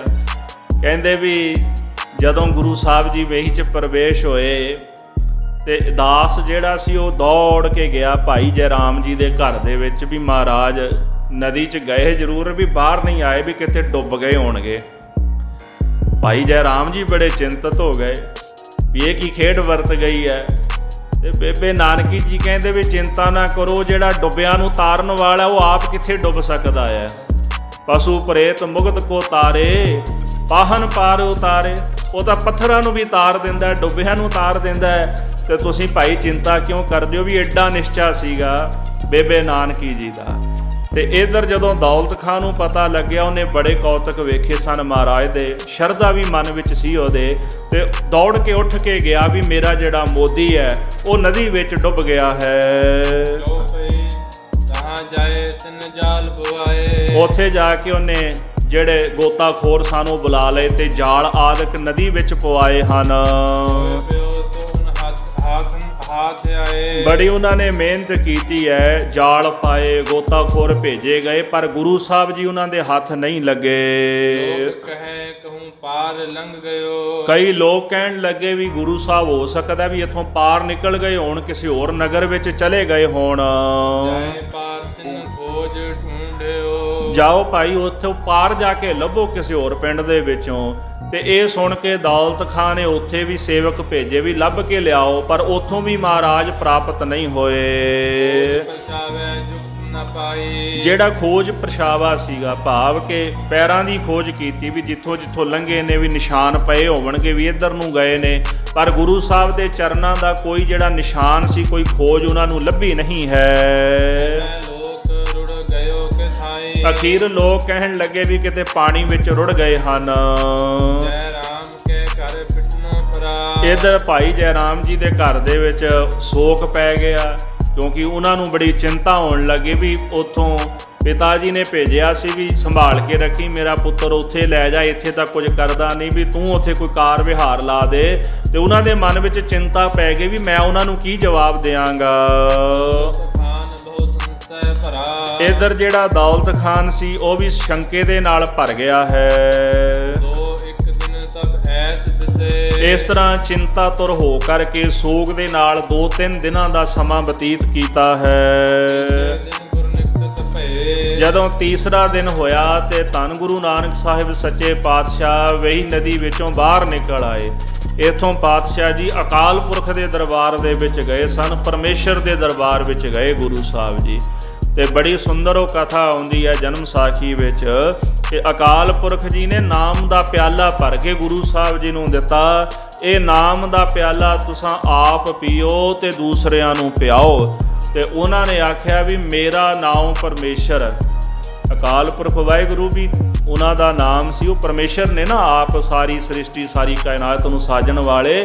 ਪਰ ਇਹ ਬਚਨ ਆਖਿਆ ਤੇਰਾ ਨਾਉ ਗੁਰ ਪਰਮੇਸ਼ਰ। ਇਹ ਵੱਡੀ ਵਡਿਆਈ ਹੈ, ਉਹ ਆਪ ਪਰਮੇਸ਼ਰ ਸਨ ਪਰ ਇਹ ਵਡਿਆਈ ਦਿੱਤੀ ਤੁਹਾਡਾ ਨਾਮ ਗੁਰ ਪਰਮੇਸ਼ਰ ਹੈ। ਤਾਂ ਹੀ ਬਾਣੀ ਕਹਿੰਦੀ ਗੁਰ ਪਰਮੇਸ਼ਰ ਏਕੋ ਜਾਣ, ਕਿ ਗੁਰੂ ਤੇ ਪਰਮੇਸ਼ਰ ਨੂੰ ਇੱਕ ਰੂਪ ਕਰਕੇ ਜਾਣੋ। ਗੁਰੂ ਨਾਨਕ ਸਾਹਿਬ ਤੇ ਅਕਾਲ ਪੁਰਖ ਵਿੱਚ ਅੰਤਰ ਕੋਈ ਨਹੀਂ, ਪਰ ਸਮਾਜ ਨੂੰ ਸੰਸਾਰ ਨੂੰ ਸੇਧ ਦੇਣ ਵਾਸਤੇ ਨਿਰਾ ਆਕਾਰ ਦਾ ਜਿਹੜਾ ਸਕਾਰ ਰੂਪ ਲੈ ਕੇ ਗੁਰੂ ਨਾਨਕ ਸਾਹਿਬ ਜੀ ਮਾਤ ਲੋਕ ਦੀ ਧਰਤੀ ਤੇ ਆਏ। ਤੇ ਸੱਚਖੰਡ ਜਦੋਂ ਗਏ ਤੇ ਉਥੋਂ ਮੂਲ ਮੰਤਰ ਜਿਹੜਾ ਅਕਾਲ ਪੁਰਖ ਨੇ ਦਿੱਤਾ, ਇੱਕ ਓੰਕਾਰ ਸਤਨਾਮ ਕਰਤਾ ਪੁਰਖ ਨਿਰਭਉ ਨਿਰਵੈਰ ਅਕਾਲ ਮੂਰਤ ਅਜੂਨੀ ਸੈਭੰ ਗੁਰ ਪ੍ਰਸਾਦ। ਫਿਰ ਧੰਨ ਗੁਰੂ ਨਾਨਕ ਸਾਹਿਬ ਜੀ ਨੇ ਅੱਗੋਂ ਉਚਾਰਿਆ ਜਪ ਆਦ ਸੱਚ ਜੁਗਾਦ ਸੱਚ ਹੈ ਭੀ ਸੱਚ ਨਾਨਕ ਹੋਸੀ ਭੀ ਸੱਚ। ਭਾਵ ਕਿ ਜੋ ਪਰਮਾਤਮਾ ਓੰਕਾਰ ਹੈ ਉਹ ਕੇਵਲ ਇੱਕ ਹੈ ਜਿਹੜਾ ਆਕਾਰ ਤੋਂ ਰਹਿਤ ਹੈ। ਸਤਨਾਮ ਉਹਦਾ ਨਾਮ ਸੱਚਾ ਹੈ। ਕਰਤਾ ਪੁਰਖ ਉਹ ਸਾਰੀ ਸ੍ਰਿਸ਼ਟੀ ਦਾ ਕਰਤਾ ਹੈ। ਪੁਰਖ ਨਰਕਾਂ ਤੋਂ ਰੱਖਣ ਵਾਲਾ ਹੈ, ਪਰ ਸੰਸਾਰ ਵਿੱਚ ਪੁਰਖ ਇੱਕੋ ਹੀ ਹੈ। ਪਹਿਲਾ ਅਰਥ ਹੈ ਵੀ ਉਹ ਪੁਰਖ ਇੱਕੋ ਹੀ ਹੈ, ਬਾਕੀ ਸਾਰੀ ਸ੍ਰਿਸ਼ਟੀ ਇਸਤਰੀ ਰੂਪ ਹੈ। ਪਰ ਪੁਰਖ ਦਾ ਦੂਸਰਾ ਆਖਰੀ ਅਰਥ ਇਹ ਵੀ ਕਰਦੇ ਨੇ ਪੂ ਨਾਮ ਨਰਕ ਦਾ, ਜਿਹੜਾ ਨਰਕਾਂ ਵਿੱਚੋਂ ਰੱਖਣ ਵਾਲਾ, ਉਹ ਕਰਤਾ ਵੀ ਹੈ। ਫਿਰ ਪੁਰਖ ਵਿਆਪਕ ਵੀ ਹੈ। ਪੁਰਖ ਦਾ ਅਗਲਾ ਜਿਹੜਾ ਅਰਥ ਹੈ ਵਿਆਪਕੋ, ਸਾਰੇ ਵਿੱਚ ਵਿਆਪਕ ਹੈ। ਕਰਤੇ ਨੇ ਜੋ ਬਣਾਇਆ ਉਹਦੇ ਵਿੱਚ ਸਮਾ ਗਿਆ। ਮਸਕੀਨ ਜੀ ਬੜੀ ਸੋਹਣੀ ਉਦਾਹਰਣ ਦਿੰਦੇ ਸਨ, ਕਹਿੰਦੇ ਵੀ ਘੁਮਿਆਰ ਨੇ ਭਾਂਡਾ ਬਣਾਇਆ, ਮਿਸਤਰੀ ਨੇ ਮਕਾਨ ਬਣਾਇਆ, ਪਰ ਉਹ ਉਹਦੇ ਵਿੱਚ ਸਮਾਇਆ ਨਹੀਂ। ਉਹ ਬਣਾ ਕੇ ਤਾਂ ਤੁਰ ਗਿਆ। ਘੁਮਿਆਰ ਨੇ ਭਾਂਡਾ ਬਣਾਇਆ ਤੇ ਭਾਂਡਾ ਵੇਚ ਦਿੱਤਾ, ਪਰ ਕਰਤਾਰ ਨੇ ਦੁਨੀਆ ਬਣਾਈ। ਕਰਤਾ ਬਣਾਉਣ ਵਾਲਾ ਪੁਰਖ ਉਹਦੇ ਵਿੱਚ ਉਹ ਵਿਆਪਕ ਹੈ, ਆਪ ਵਸ ਗਿਆ ਉਹਦੇ ਵਿੱਚ। ਸੋ ਇਸ ਕਰਕੇ ਭਾਈ ਕਰਤਾ ਕਰ ਨਾਮ ਹੱਥ ਦਾ, ਤਾ ਨਾਮ ਤਾਰਨ ਵਾਲੇ ਦਾ, ਉਹ ਕਿਰਪਾ ਦਾ ਹੱਥ ਦੇ ਕੇ ਪਾਪੀਆਂ ਨੂੰ ਤਾਰ ਦਿੰਦਾ ਹੈ, ਨਰਕਾਂ ਤੋਂ ਰੱਖ ਲੈਂਦਾ ਹੈ। ਕਰਤਾ ਪੁਰਖ ਨਿਰਭਉ ਉਹਦਾ ਸੁਭਾਵ ਹੈ, ਉਹ ਡਰ ਤੋਂ ਰਹਿਤ ਹੈ। ਨਿਰਵੈਰ ਉਹ ਵੈਰ ਤੋਂ ਰਹਿਤ ਹੈ। ਪਹਿਲੀ ਗੱਲ ਉਹਦਾ ਵੈਰੀ ਕੋਈ ਨਹੀਂ, ਤੇ ਨਾ ਉਹ ਕਿਸੇ ਨਾਲ ਵੈਰ ਭਾਵਨਾ ਰੱਖਦਾ। ਤੇ ਜੇ ਰੱਬ ਕਿਸੇ ਨਾਲ ਵੈਰ ਰੱਖਣ ਲੱਗ ਜਾਏ ਤੇ ਫਿਰ ਨਾ ਰੋਟੀ ਦੇ ਕਿਸੇ ਨੂੰ। ਪਰ ਧੰਨ ਗੁਰੂ ਗੋਬਿੰਦ ਸਿੰਘ ਸਾਹਿਬ ਜੀ ਕਹਿੰਦੇ ਉਹਦੇ ਅੰਦਰ ਵੈਰ ਨਹੀਂ ਕਿਸੇ ਪ੍ਰਤੀ। ਉਸ ਵਾਹਿਗੁਰੂ ਦੀ ਨਿਗਾਹ ਸਭ ਲਈ ਇੱਕੋ ਜਿਹੀ ਹੈ। ਤੇ ਆਪਾਂ ਪੜ੍ਹਦੇ ਹਾਂ ਦੀਨਨ ਕੀ ਪ੍ਰਤਪਾਲ ਕਰੈ ਨਿਤ ਸੰਤ ਉਭਾਰ ਗਨੀਮਨ ਗਾਰੈ ਪਸ ਪਸੂ ਨਗ ਨਾਗ ਨਰਾਤ ਸਰਬ ਸਮੈ ਸਭ ਕੋ ਪ੍ਰਤਪਾਰੈ ਪੋਖਤ ਹੈ ਜਲ ਮੈਂ ਥਲ ਮੈਂ ਪਲ ਕੇ ਕਲ ਕੇ ਨਹੀਂ ਕਰਮ ਵਿਚਾਰੈ ਦੀਨ ਦਇਆਲ ਦਇਆ ਨਿਧ ਦੋਖਨ ਦੇਖਤ ਹੈ ਪਰ ਦੇਤ ਨਾ ਹਾਰੈ। ਕਿੱਡਾ ਕੁ ਦਿਆਲੂ ਹੈ ਵਾਹਿਗੁਰੂ, ਬੰਦੇ ਦੇ ਦੋਸ਼ ਵੇਖਦਾ ਪਰ ਰੋਜੀ ਰੋਟੀ ਦਿੰਦਾ ਨਹੀਂ ਹਾਰਦਾ। ਅਸੀਂ ਕਿਸੇ ਦੇ ਦੋਸ਼ ਵੇਖੀਏ ਤੇ ਅਸੀਂ ਵੈਰੀ ਬਣ ਜਾਂਦੇ ਹਾਂ ਅਗਲੇ ਦੇ, ਪਰ ਉਹ ਪ੍ਰਮਾਤਮਾ ਦਾ ਸੁਭਾਅ ਐਸਾ ਹੈ ਕਿ ਉਹ ਨਿਰਵੈਰ ਹੈ, ਕਿਸੇ ਨਾਲੋਂ ਵੈਰ ਨਹੀਂ ਰੱਖਦਾ ਤੇ ਨਾ ਹੀ ਕੋਈ ਉਹਦਾ ਵੈਰੀ ਹੈ। ਨਿਰਭਉ ਨਿਰਵੈਰ ਅਕਾਲ ਮੂਰਤ, ਅਕਾਲ ਦਾ ਅਖਰੀ ਅਰਥ ਹੈ ਜਿਹੜਾ ਕਾਲ ਤੋਂ ਰਹਿਤ ਹੈ। ਮੂਰਤ ਦਾ ਅਖਰੀ ਅਰਥ ਹੈ ਸਰੂਪ। ਪਰਮਾਤਮਾ ਦਾ ਜਿਹੜਾ ਸਰੂਪ ਹੈ ਉਹ ਕਾਲ ਤੋਂ ਰਹਿਤ ਹੈ। ਮੂਰਤ ਦਾ ਅਖਰੀ ਅਰਥ ਇਹ ਨਹੀਂ ਕਿ ਉਹ ਇੱਕ ਮੂਰਤੀ ਹੈ, ਇੱਕ ਸਟੈਚੂ ਹੈ, ਐਸਾ ਨਹੀਂ। ਮੂਰਤ ਦਾ ਅਖਰੀ ਅਰਥ ਹੈ ਸਰੂਪ, ਪਰ ਉਹਦਾ ਜਿਹੜਾ ਸਰੂਪ ਹੈ ਅਕਾਲ ਹੈ, ਸਮੇਂ 'ਚ ਨਹੀਂ ਆਉਂਦਾ। ਉਹ ਨਾ ਜੰਮਦਾ ਹੈ ਨਾ ਮਰਦਾ ਹੈ। ਇੱਕ ਦੁਨਿਆਵੀ ਮੂਰਤ ਹੈ ਨਾ, ਚਾਹੇ ਮਨੁੱਖ ਹੈ, ਚਾਹੇ ਪੱਥਰ ਦੀ ਮੂਰਤ ਬਣਾਈ ਹੈ, ਚਾਹੇ ਤੁਸੀਂ ਕਾਗਜ਼ ਲੈ ਕੇ ਤੇ ਉਹਦੇ ਉੱਤੇ ਮੂਰਤ ਨੂੰ ਚਿੱਤਰ ਲਿਆ, ਬਣਾਈ ਵੀ ਗਈ ਹੈ ਪਰ ਉਹਨੇ ਨਾਸ਼ ਵੀ ਹੋਣਾ, ਉਹਦੀ ਇੱਕ ਅਵਧੀ ਹੈ। ਪਰ ਜਿਹੜਾ ਪ੍ਰਮਾਤਮਾ ਦਾ ਸਰੂਪ ਹੈ ਉਹ ਕਦੇ ਨਾਸ਼ ਨਹੀਂ ਹੁੰਦਾ। ਕਿਉਂ? ਉਹ ਕਦੇ ਜੰਮਦਾ ਨਹੀਂ ਤੇ ਵਾਹਿਗੁਰੂ ਕਦੇ ਮਰਦਾ ਵੀ ਨਹੀਂ। ਜਿਹੜਾ ਜੰਮਿਆ ਨਹੀਂ ਉਹ ਕਦੇ ਮਰਦਾ ਨਹੀਂ। ਪਰ ਇੱਕ ਗੱਲ ਯਾਦ ਰੱਖਿਓ, ਜੰਮਣਾ ਮਰਨਾ ਉਹਦੇ ਹੱਥ ਦੇ ਵਿੱਚ ਹੈ, ਜਿਹੜਾ ਆਪ ਕਦੇ ਜੰਮਦਾ ਤੇ ਆਪ ਕਦੇ ਮਰਦਾ ਨਹੀਂ। ਅਕਾਲ ਮੂਰਤ ਅਜੂਨੀ, ਜੂਨਾਂ ਤੋਂ ਰਹਿਤ ਹੈ, ਕਿਸੇ ਜੂਨ ਦੇ ਵਿੱਚ ਨਹੀਂ ਆਇਆ। ਨਾ ਮਨੁੱਖ ਦੀ ਜੂਨ 'ਚ ਹੈ, ਨਾ ਪਸ਼ੂਆਂ ਦੀ, ਨਾ ਪਕਸ਼ੀਆਂ ਦੀ, ਸਾਰੀਆਂ ਜੂਨਾਂ ਤੋਂ ਪਰੇ ਹੈ। ਤੇ ਸਤਿਗੁਰ ਜੀ ਕਹਿੰਦੇ ਸਹਿ ਭੰਗ ਫਿਰ ਸਵਾਲ ਖੜਾ ਹੁੰਦਾ ਨਾ ਵੀ ਜਿਹੜਾ ਜੰਮਣ ਮਰਨ ਤੋਂ ਰਹਿਤ ਹੈ ਤੇ ਜਿਸ ਪਰਮਾਤਮਾ ਨੇ ਕੋਈ ਜੂਨ ਹੀ ਧਾਰਨ ਨਹੀਂ ਕੀਤੀ ਤੇ ਫਿਰ ਉਹ ਪ੍ਰਗਟ ਕਿਵੇਂ ਹੋਇਆ? ਸਹਿ ਭੰਗ, ਆਪਣੇ ਆਪ ਤੋਂ, ਸਵੈ ਸਰੂਪ ਤੋਂ ਹੀ ਪੈਦਾ ਹੋਇਆ, ਆਪਣੇ ਆਪ ਤੋਂ ਹੀ ਪੈਦਾ ਹੋਇਆ। ਫਿਰ ਦੂਜਾ ਕਰੀ ਅਰਥ ਮਹਾਂਪੁਰਖ ਕਰਦੇ ਨੇ, ਸਹਿ ਭੰਗ, ਆਪਣੇ ਆਪ ਤੋਂ ਪੈਦਾ ਕਰਕੇ ਸਭ ਕੁਝ ਨਾਸ਼ ਕਰ ਦਿੰਦਾ ਹੈ। ਏਕ ਹੈ, ਧੰਨ ਗੁਰੂ ਗੋਬਿੰਦ ਸਿੰਘ ਸਾਹਿਬ ਮਹਾਰਾਜ ਜੀ ਕਹਿੰਦੇ ਅਨੇਕ ਹੈ, ਏਕ ਹੈ, ਅਨੇਕ ਹੈ ਫਿਰ ਏਕ ਹੈ। ਉਹ ਪਰਮਾਤਮਾ ਅਨੇਕਾਂ ਰੂਪ ਹੈ ਕਿਉਂਕਿ ਉਹਨੇ ਆਪਣੇ ਆਪ ਤੋਂ ਸਾਰਾ ਕੁਝ ਪੈਦਾ ਕੀਤਾ। ਅਨੇਕ ਹੈ, ਆ ਕਿੰਨੇ ਰੂਪ ਨੇ ਸੰਸਾਰ ਵਿੱਚ? ਰੰਗ ਸਭੈ ਨਾਰਾਇਣੇ, ਜੇਤੇ ਮਨ ਭਵਨ, ਸਭ ਕੁਝ ਪਰਮੇਸ਼ਰ ਦਾ ਹੀ ਰੂਪ ਹੈ ਨਾ।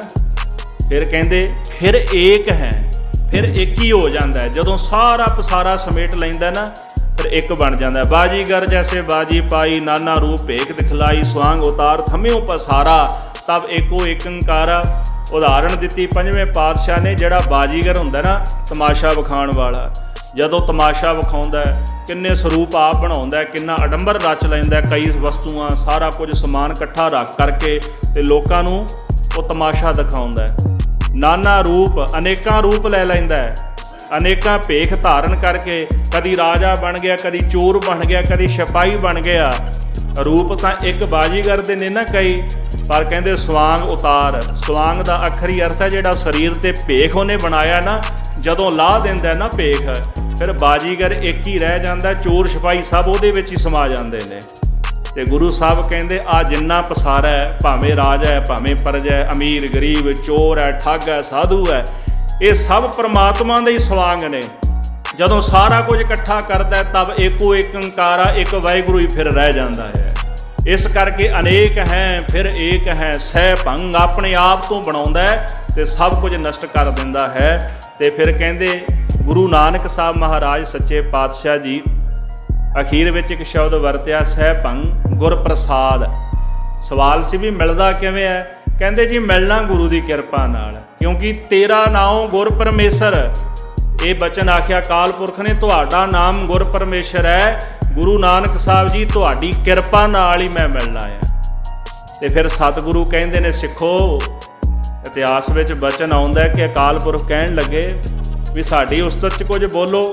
ਫਿਰ ਗੁਰੂ ਨਾਨਕ ਸਾਹਿਬ ਕਹਿੰਦੇ ਜਪ, ਉਹਨੂੰ ਜਪੋ ਭਾਈ, ਜਿਹਦੇ ਉਪਰੋਕਤ ਆਪਾਂ ਗੁੜ ਸਰਵਣ ਕੀਤੇ ਨੇ। ਆਦ ਸੱਚ, ਮੁੱਢ ਤੋਂ ਜਿਹੜਾ ਸੱਚ ਹੈ, ਜਦੋਂ ਦੀ ਸ੍ਰਿਸ਼ਟੀ ਬਣੀ ਹੈ ਉਹ ਮੁੱਢ ਤੋਂ ਹੀ ਸੱਚ ਹੈ। ਜੁਗਾਦ ਸੱਚ, ਜੁਗਾਂ ਜੁਗਾਂਤਰਾਂ ਦੇ ਵਿੱਚ ਉਹ ਸੱਚ ਹੈ ਵੀ ਸੱਚ, ਹੁਣ ਵੀ ਸੱਚ ਹੈ, ਪਿੱਛੇ ਵੀ ਸੱਚ ਸੀ, ਨਾਨਕ ਹੋਸੀ ਵੀ ਸੱਚ, ਉਹਨੇ ਅੱਗੇ ਵੀ ਸੱਚ ਹੋਣਾ ਹੈ। ਇਸ ਕਰਕੇ ਹੁਕਮ ਹੋਇਆ ਜੀ ਜਪ ਉਸ ਵਾਹਿਗੁਰੂ ਨੂੰ ਜਪਿਆ ਕਰੋ, ਪਰ ਸਾਧ ਸੰਗਤ ਕਿਰਪਾ ਹੋਣੀ ਹੈ ਗੁਰ ਪ੍ਰਸਾਦ ਦੇ ਨਾਲ। ਕੇਵਲ ਸੰਖੇਪ ਜੇ ਅਰਥ ਆਪਾਂ ਮੂਲ ਮੰਤਰ ਦੇ ਸਰਵਣ ਕੀਤੇ ਨੇ। ਇਹ ਜਿਹੜਾ ਮੂਲ ਮੰਤਰ ਅਕਾਲ ਪੁਰਖ ਜੀ ਨੇ ਗੁਰੂ ਨਾਨਕ ਸਾਹਿਬ ਜੀ ਨੂੰ ਬਖਸ਼ਿਸ਼ ਕੀਤਾ, ਤੇ ਜਿਹਨੂੰ ਲੈ ਕੇ ਤੀਸਰੇ ਦਿਨ ਗੁਰੂ ਸਾਹਿਬ ਜੀ ਵੇਈ ਨਦੀ ਤੋਂ ਬਾਹਰ ਆਏ ਹਨ। ਕਹਿੰਦੇ ਹਨ ਕਿ ਲੱਕ ਦੇ ਨਾਲ ਧੋਤੀ ਬੰਨੀ ਹੋਈ ਹੈ ਤੇ ਮੋਢੇ ਤੇ ਪਰਨਾ ਰੱਖਿਆ ਹੋਇਆ ਹੈ। ਵੇਈ ਚੋਂ ਬਾਹਰ ਨਿਕਲੇ ਤੇ ਬੋਲੇ ਨਹੀਂ, ਕਿਸੇ ਨਾਲ ਬਚਨ ਨਹੀਂ ਕੀਤਾ ਤੇ ਕੰਢੇ ਤੇ ਖਲੋ ਗਏ। ਕਹਿੰਦੇ ਇੱਦਾਂ ਸਮਝੋ ਜਿਵੇਂ ਡਰਨਾ ਖੜਿਆ ਹੋਵੇ। ਡਰਨਾ ਦਾ ਭਾਵ ਵੀ ਜਿਵੇਂ ਆ ਕਾਂ ਪੈਂਦੇ ਨੇ ਨਾ ਖੇਤਾਂ ਦੇ ਵਿੱਚ, ਜਾਨਵਰ ਪੈਂਦੇ ਨੇ ਤੇ ਲੋਕ ਉਹ ਬੰਦਾ ਜਿਹਾ ਬਣਾ ਕੇ ਤੇ ਉੱਥੇ ਗੱਡ ਦਿੰਦੇ ਪੁਤਲਾ ਜਿਹਾ।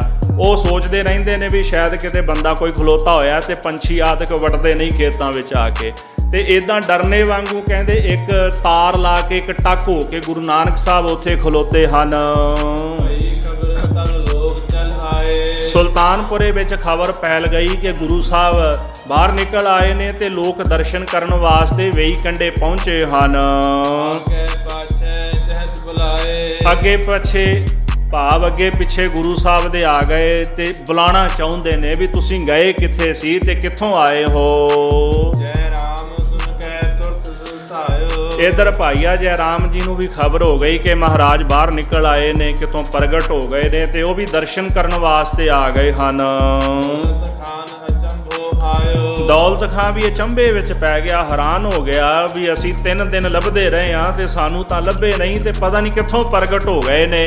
ਉਹ ਵੀ ਦਰਸ਼ਨ ਕਰਨ ਵਾਸਤੇ ਆਇਆ ਹੈ। दौलत खां भी जा बुझो ਲਿਆਇਓ ਸਾਥ ਲਵਾਏ। ਦੌਲਤ ਖਾਂ ਵੀ ਮਹਾਰਾਜ ਸੱਚੇ ਪਾਤਸ਼ਾਹ ਜੀ ਦੇ ਪਾਸ ਪਹੁੰਚਿਆ ਤੇ ਆਪਣੇ ਨਾਲ ਗੁਰੂ ਸਾਹਿਬ ਨੂੰ ਲੈ ਕੇ ਆਣਾ ਚਾਹੁੰਦਾ ਹੈ।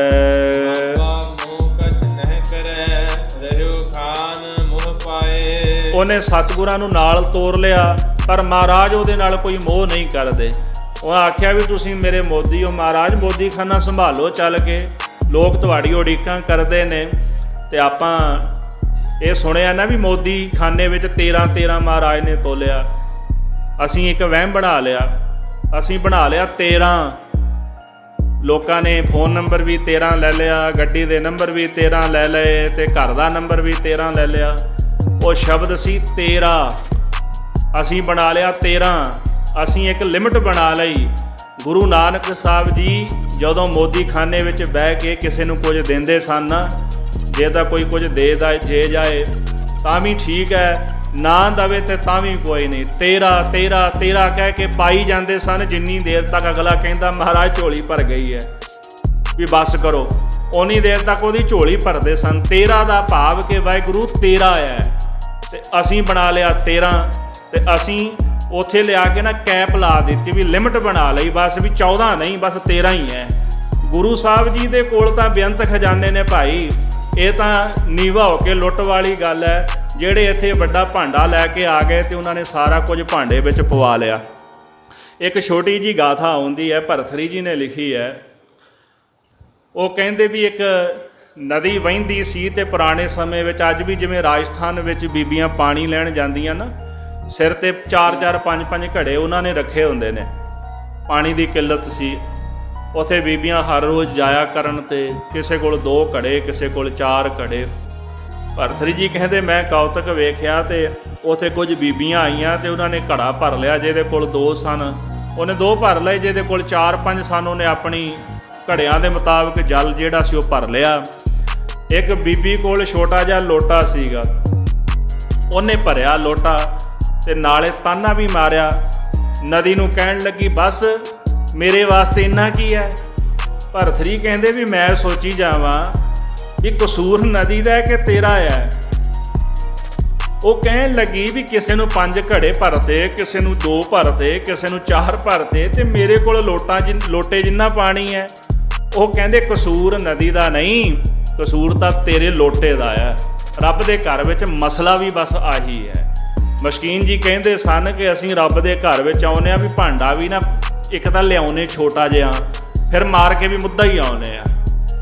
ਮੁੱਦਾ ਭਾਂਡਾ ਬਾਹਰ ਰੱਖ ਦਿਓ, ਜਿੰਨਾ ਮਰਜ਼ੀ ਮੀਂਹ ਪੈ ਜਾਏ ਉਹਨੇ ਭਰਨਾ ਥੋੜਾ। ਉਂਦਾ ਭਾਂਡਾ ਕੱਛ ਨਾ ਸਮਾਵੈ, ਸਿੱਧਾ ਅੰਮ੍ਰਿਤ ਪਰੈ ਨਿਹਾਰ। ਗੁਰੂ ਗ੍ਰੰਥ ਸਾਹਿਬ ਕਹਿੰਦੇ ਉਂਦਾ ਭਾਂਡਾ ਉਲਟਾ ਭਾਂਡਾ ਹੋਵੇ, ਉਹਦੇ ਵਿੱਚ ਕੁਝ ਨਹੀਂ ਪੈਂਦਾ। ਜੇ ਕੁਝ ਪੈਣਾ ਤੇ ਪੈਣਾ ਸਿੱਧੇ ਭਾਂਡੇ ਵਿੱਚ ਹੈ। ਇੱਥੇ ਵੀ ਸਿੱਧੇ ਭਾਂਡੇ ਵਿੱਚ ਹੀ ਦਾਤ ਪੈਣੀ ਹੈ, ਪਰ ਜਿੰਨਾ ਵੱਡਾ ਭਾਂਡਾ ਹੋਵੇਗਾ ਓਨੀ ਜ਼ਿਆਦਾ ਦਾਤ ਪੈ ਜਾਣੀ ਹੈ।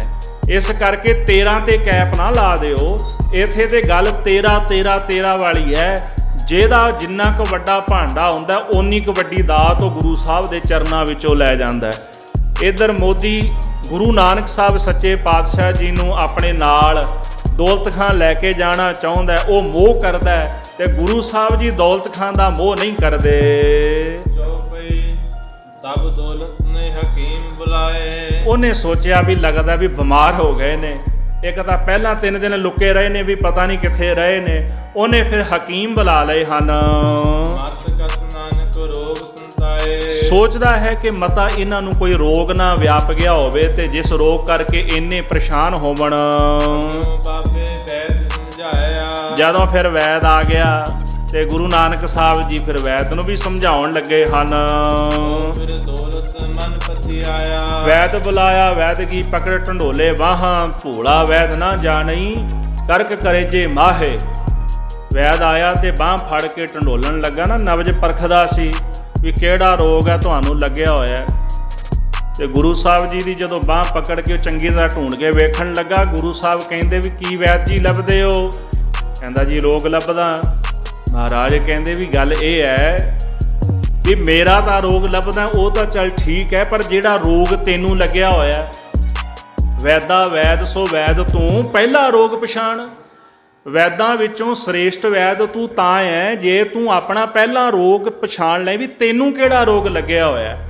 ਗੁਰੂ ਸਾਹਿਬ ਜੀ ਕਹਿੰਦੇ ਤੈਨੂੰ ਆਪਣਾ ਰੋਗ ਤਾਂ ਪਤਾ ਨਹੀਂ, ਤੂੰ ਮੇਰਾ ਰੋਗ ਢੂੰਡਣ ਵਾਸਤੇ ਆ ਗਿਆ। ਤੈਨੂੰ ਲੱਗਾ ਹਉਮੈ ਦਾ ਰੋਗ, ਪਹਿਲਾਂ ਇਹਦੀ ਦਵਾ ਲੈ, ਇਹਦਾ ਦਾਰੂ ਲੈ, ਫਿਰ ਤੈਨੂੰ ਮੇਰੇ ਰੋਗ ਦੀ ਸਮਝ ਆਵੇਗੀ। ਪਾਤਸ਼ਾਹ ਕਹਿੰਦੇ ਮੈਨੂੰ ਜਿਹੜਾ ਰੋਗ ਲੱਗਿਆ ਹੋਇਆ ਨਾ, ਉਹ ਪਰਮਾਤਮਾ ਦੇ ਵਿਛੋੜੇ ਦਾ ਰੋਗ ਮੇਰੇ ਅੰਦਰ ਲੱਗਿਆ ਹੋਇਆ। ਮੈਂ ਰੋਗੀ ਉਸ ਰੋਗ ਕਰਕੇ ਆ, ਪਰ ਇਹ ਰੋਗ ਤੈਨੂੰ ਸਮਝ ਨਹੀਂ ਆਉਣਾ। ਇਸ ਕਰਕੇ ਪਹਿਲਾਂ ਰੋਗ ਪਛਾਣ, ਪਹਿਲਾਂ ਤੂੰ ਆਪਣਾ ਰੋਗ ਪਛਾਣ ਵੀ ਤੈਨੂੰ ਰੋਗ ਕਿਹੜਾ ਲੱਗਿਆ ਹੋਇਆ। ਵੈਦ ਵੀ ਸਮਝ ਗਿਆ ਕਿ ਇਹ ਗੱਲ ਕੋਈ ਰਮਜ ਭਰੀ ਹੈ, ਚਰਨਾਂ ਤੇ ਢਹਿ ਪਿਆ। ਤੇ ਭਾਈ ਰਤਨ ਸਿੰਘ ਜੀ ਕਹਿੰਦੇ ਤੋ ਫਿਰ ਦੌਲਤ ਮਨ ਪਤੀ ਆਇਆ। ਫਿਰ ਦੌਲਤ ਖਾਨ ਨੂੰ ਵੀ ਗੱਲ ਕਿਤੇ ਸਮਝ ਦੇ ਵਿੱਚ ਪੈ ਗਈ, ਉਹਦਾ ਵੀ ਜਿਹੜਾ ਮਨ ਸੀਗਾ ਉਹ ਪਤੀਜ ਗਿਆ। ਅੱਲਾ ਕਾਜੀ ਬਾਬੇ ਸੁਖ ਹੈ। ਸਤਿਗੁਰੂ ਕਹਿਣ ਲੱਗੇ ਨਾ ਕੋਈ ਹਿੰਦੂ ਨਾ ਮੁਸਲਮਾਨ। ਇਹੀ ਬਚਨ ਕੀਤਾ ਨਾ ਜਦੋਂ ਵੇਈ ਚੋਂ ਨਿਕਲੇ ਸਨ ਵੀ ਨਾ ਕੋਈ ਹਿੰਦੂ ਤੇ ਨਾ ਕੋਈ ਮੁਸਲਮਾਨ ਹੈ। ਲੋਕ ਕਹਿੰਦੇ ਜੀ ਇਹ ਕਾਫਰ ਹੋ ਗਿਆ, ਰੌਲਾ ਤਾਂ ਪੈ ਗਿਆ। ਕਾਜੀ ਮੁਲਾਣੇ ਸਤਿਗੁਰਾਂ ਨਾਲ ਖਹਿਣ ਲੱਗ ਪਏ। ਤੇ ਫਿਰ ਉੱਥੇ ਕਾਜੀ ਮੁਲਾਣੇ ਕਹਿਣ ਲੱਗੇ ਮਹਾਰਾਜ ਵੀ ਜੇ ਕੋਈ ਹਿੰਦੂ ਤੇ ਕੋਈ ਮੁਸਲਮਾਨ ਨਹੀਂ ਤੇ ਚਲੋ ਫਿਰ ਨਮਾਜ਼ ਪੜ੍ਹੋ ਸਾਡੇ ਨਾਲ ਚੱਲ ਕੇ। ਗੁਰੂ ਸਾਹਿਬ ਕਹਿੰਦੇ ਚਲੋ ਭਾਈ ਨਮਾਜ਼ ਪੜ੍ਹ ਲੈਂਦੇ ਆ ਤੁਹਾਡੇ ਨਾਲ ਚੱਲ ਕੇ। ਆਪਣਾ ਕੋਈ ਰੌਲਾ ਥੋੜਾ ਹੈ, ਇਹ ਰੌਲਾ ਤਾਂ ਹਿੰਦੂ ਮੁਸਲਮਾਨ ਦਾ ਹੈ। ਅੱਲ੍ਹਾ ਰਾਮ ਕੇ ਪਿੰਡ ਪ੍ਰਾਣ, ਅਸੀਂ ਤਾਂ ਇਹਦੇ ਤੋਂ ਉੱਪਰ ਆ। ਤੇ ਗੁਰੂ ਸਾਹਿਬ ਜੀ ਜਦੋਂ ਉੱਥੇ ਗਏ ਨਮਾਜ਼ ਪੜ੍ਹਨ ਵਾਸਤੇ ਤੇ ਉੱਥੇ ਕਾਜੀ ਨਮਾਜ਼ ਪੜ੍ਹੇ, ਦੌਲਤ ਖਾਂ ਨਮਾਜ਼ ਪੜ੍ਹੇ ਤੇ ਗੁਰੂ ਸਾਹਿਬ ਜੀ ਆਪਣੀ ਮੌਜ ਵਿੱਚ ਆਨੰਦ ਵਿੱਚ ਬੈਠੇ ਰਹੇ, ਨਮਾਜ਼ ਪੜ੍ਹੀ ਨਹੀਂ। ਤੇ ਬਾਅਦ ਵਿੱਚ ਲਾਲ ਪੀਲਾ ਹੋ ਗਿਆ। ਕਾਜੀ ਕਹਿੰਦਾ ਖਾਨ ਸਾਹਿਬ ਵੇਖੋ ਇਹਨਾਂ ਨੇ ਨਮਾਜ਼ ਨਹੀਂ ਪੜ੍ਹੀ, ਕਿਹੋ ਜਿਹਾ ਤੁਹਾਡਾ ਮੋਦੀ ਹੈ। ਗੁਰੂ ਸਾਹਿਬ ਜੀ ਕਹਿੰਦੇ ਵੀ ਨਮਾਜ਼ ਤਾਂ ਚਲੋ ਠੀਕ ਹੈ ਮੈਂ ਨਹੀਂ ਪੜ੍ਹੀ, ਪਰ ਤੁਸੀਂ ਕਿਹੜਾ ਪੜ੍ਹਦੇ ਸੀ। ਦੌਲਤ ਖਾਂ ਕਹਿੰਦਾ ਮਹਾਰਾਜ ਮੈਂ ਨਮਾਜ਼ ਪੜ੍ਹਦਾ। ਗੁਰੂ ਸਾਹਿਬ ਕਹਿੰਦੇ ਤੇਰਾ ਧਿਆਨ ਤਾਂ ਘੋੜਿਆਂ ਦੇ ਵਿੱਚ ਹੈ, ਤੇਰਾ ਧਿਆਨ ਘੋੜਿਆਂ ਵਿੱਚ ਗਿਆ ਵੀ ਤੇਰੇ ਦਾਸ ਘੋੜੇ ਖਰੀਦਣ ਗਏ, ਤੂੰ ਤਾਂ ਘੋੜੇ ਖਰੀਦਦਾ ਸੀ, ਨਮਾਜ਼ ਥੋੜਾ ਪੜ੍ਹਦਾ ਸੀ। ਕਾਜੀ ਕਹਿੰਦਾ ਜੀ ਮੇਰੇ ਨਾਲ ਪੜ੍ਹ ਲੈਣੀ ਸੀ। ਮਹਾਰਾਜ ਕਹਿੰਦੇ ਤੇਰਾ ਧਿਆਨ ਘਰ ਦੇ ਵਿੱਚ ਸੀ ਵੀ ਜੇ ਪਸ਼ੂ ਨੇ ਵਛੇਰਾ ਦੇਣਾ ਕਿਤੇ ਉਹ ਪਿੱਛੇ ਨਾ ਡਿੱਗ ਪਏ, ਤੂੰ ਤਾਂ ਉੱਥੇ ਵਛੇਰਿਆਂ ਦੇ ਵਿੱਚ ਫਿਰਦਾ ਹੈ ਤੇ ਨਮਾਜ਼ ਕਿਹਨੇ ਪੜ੍ਹਨੀ ਸੀ। ਗੁਰੂ ਸਾਹਿਬ ਕਹਿੰਦੇ ਵੀ ਜੇ ਤੇਰਾ ਮਨ ਇੱਥੇ ਹੁੰਦਾ ਤੇ ਫਿਰ ਮੈਂ ਮੰਨਦਾ ਵੀ ਤੂੰ ਨਮਾਜ਼ ਪੜ੍ਹਦਾ, ਮੈਂ ਤੇਰੀ ਸੱਚੀ ਨਮਾਜ਼ ਨਾਲ ਮੈਂ ਨਮਾਜ਼ ਜ਼ਰੂਰ ਪੜ੍ਹਦਾ, ਪਰ ਤੇਰੀ ਨਮਾਜ਼ ਤਾਂ ਸੱਚੀ ਸੀ ਪਰ ਤੇਰਾ ਮਨ ਸੱਚਾ ਕੋਈ ਨਹੀਂ ਸੀ। ਠਾਕੁਰ ਗਾਈਆ ਆਤਮ ਰੰਗ ਸਰਨੀ ਪਾਵਨ ਨਾਮ ਧਿਆਵਨ ਸਹਿਜ ਸਮਾਵਨ ਸੰਗ, ਪ੍ਰਭ ਕੀ ਉਸਤਤ ਕਰੋ ਸੰਤ ਮੀਤ ਸਾਵਧਾਨ ਏਕਾਗਰ ਚੀਤ। ਇਹ ਉਪਦੇਸ਼ ਮਹਾਰਾਜ ਦਿੰਦੇ ਨੇ।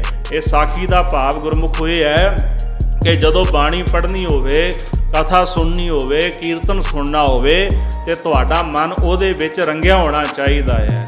ਜਿਵੇਂ ਅੱਜ ਕੱਲ੍ਹ ਦੇ ਟਾਈਮ ਦੇ ਵਿੱਚ ਗੇਮਾਂ ਚੱਲਦੀਆਂ ਨੇ, ਗੇਮਾਂ ਖੇਡਦੇ ਆ ਜਾਂ ਗਾਣੇ ਸੁਣਦੀ ਜਨਤਾ ਅੱਜ ਕੱਲ੍ਹ, ਜਾਂ ਬਾਹਰ ਬਹਿ ਕੇ ਗੱਪਾਂ ਛੱਪਾਂ ਚੱਲਦੀਆਂ ਨੇ, ਨਿੰਦਿਆ ਚੁਗਲੀ ਵਾਲਾ ਪ੍ਰੋਗਰਾਮ ਚੱਲਦਾ ਹੈ। ਕਿੰਨੇ ਧਿਆਨ ਦੇ ਨਾਲ ਉੱਥੇ ਕੋਈ ਗੱਲ ਰਹਿ ਜਾਂਦੀ ਨਾ ਦੁਬਾਰਾ ਦੱਸੀ ਵੀ ਫਲਾਣੇ ਨੇ ਕੀ ਕਿਹਾ, ਵੀ ਕਿਤੇ ਗੱਲ ਰਹਿ ਗਈ ਹੈ ਵਿੱਚੋਂ ਵੀ ਸਮਝ ਨਹੀਂ ਆਈ ਮੈਨੂੰ।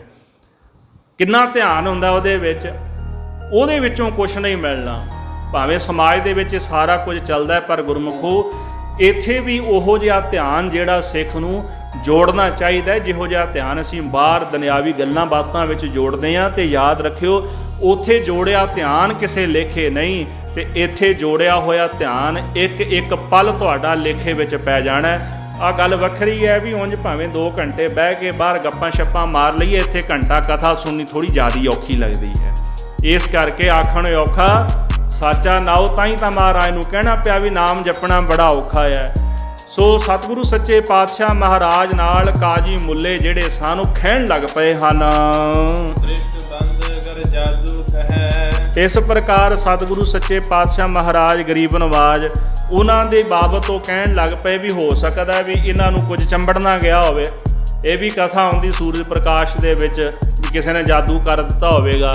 ਉੱਥੇ ਵੀ ਜਿਹੜਾ ਸੀਗਾ ਉਹ ਮੌਲਾਣਾ ਆਇਆ ਤੇ ਗੁਰੂ ਸਾਹਿਬ ਜੀ ਦੇ ਪਾਸ ਆ ਕੇ ਧੂੰਆਂ ਜਿਹਾ ਬਾਲ ਕੇ ਤੇ ਖੰਭ ਜੇ ਲੈ ਕੇ ਜਿਉਂ ਲੱਗਾ ਝਾੜਾ ਕਰਨ ਵਾਸਤੇ ਮਹਾਰਾਜ ਦਾ।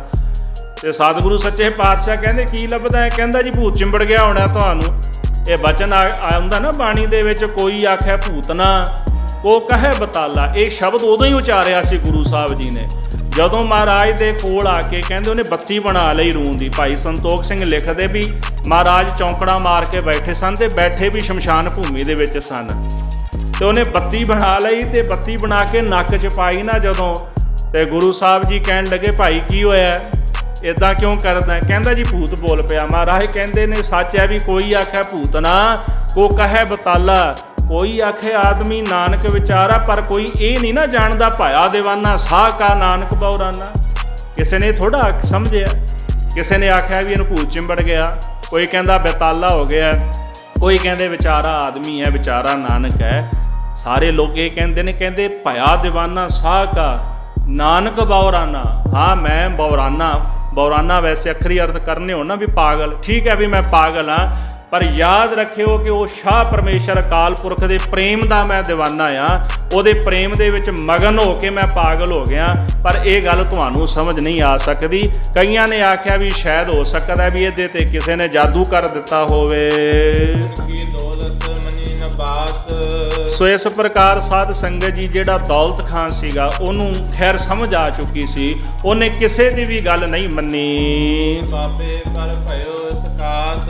ਉਹਦਾ ਸਤਿਗੁਰੂ ਸੱਚੇ ਪਾਤਸ਼ਾਹ ਜੀ ਉੱਪਰ ਭਰੋਸਾ ਤੇ ਯਕੀਨ ਬਣ ਗਿਆ ਹੈ। ਇਹ ਹੈ ਪੂਰਨ ਪੁਰਸ਼ ਅਵਤਾਰੀ। ਸਮਝ ਲਿਆ ਕਿ ਇਹ ਪੂਰਨ ਅਵਤਾਰੀ ਪੁਰਸ਼ ਹਨ। ਭਇਓ ਮੁਰੀਦ ਵਹਿ ਸੰਤ ਪਰਵਾਰੀ। ਦੌਲਤ ਖਾਨ ਸਣੇ ਪਰਿਵਾਰ ਗੁਰੂ ਸਾਹਿਬ ਦਾ ਮੁਰੀਦ ਬਣ ਗਿਆ, ਸਿੱਖ ਬਣ ਗਿਆ ਹੈ। ਤੁਰਕ ਬਾਬੇ ਕੋ ਸੰਸਰ।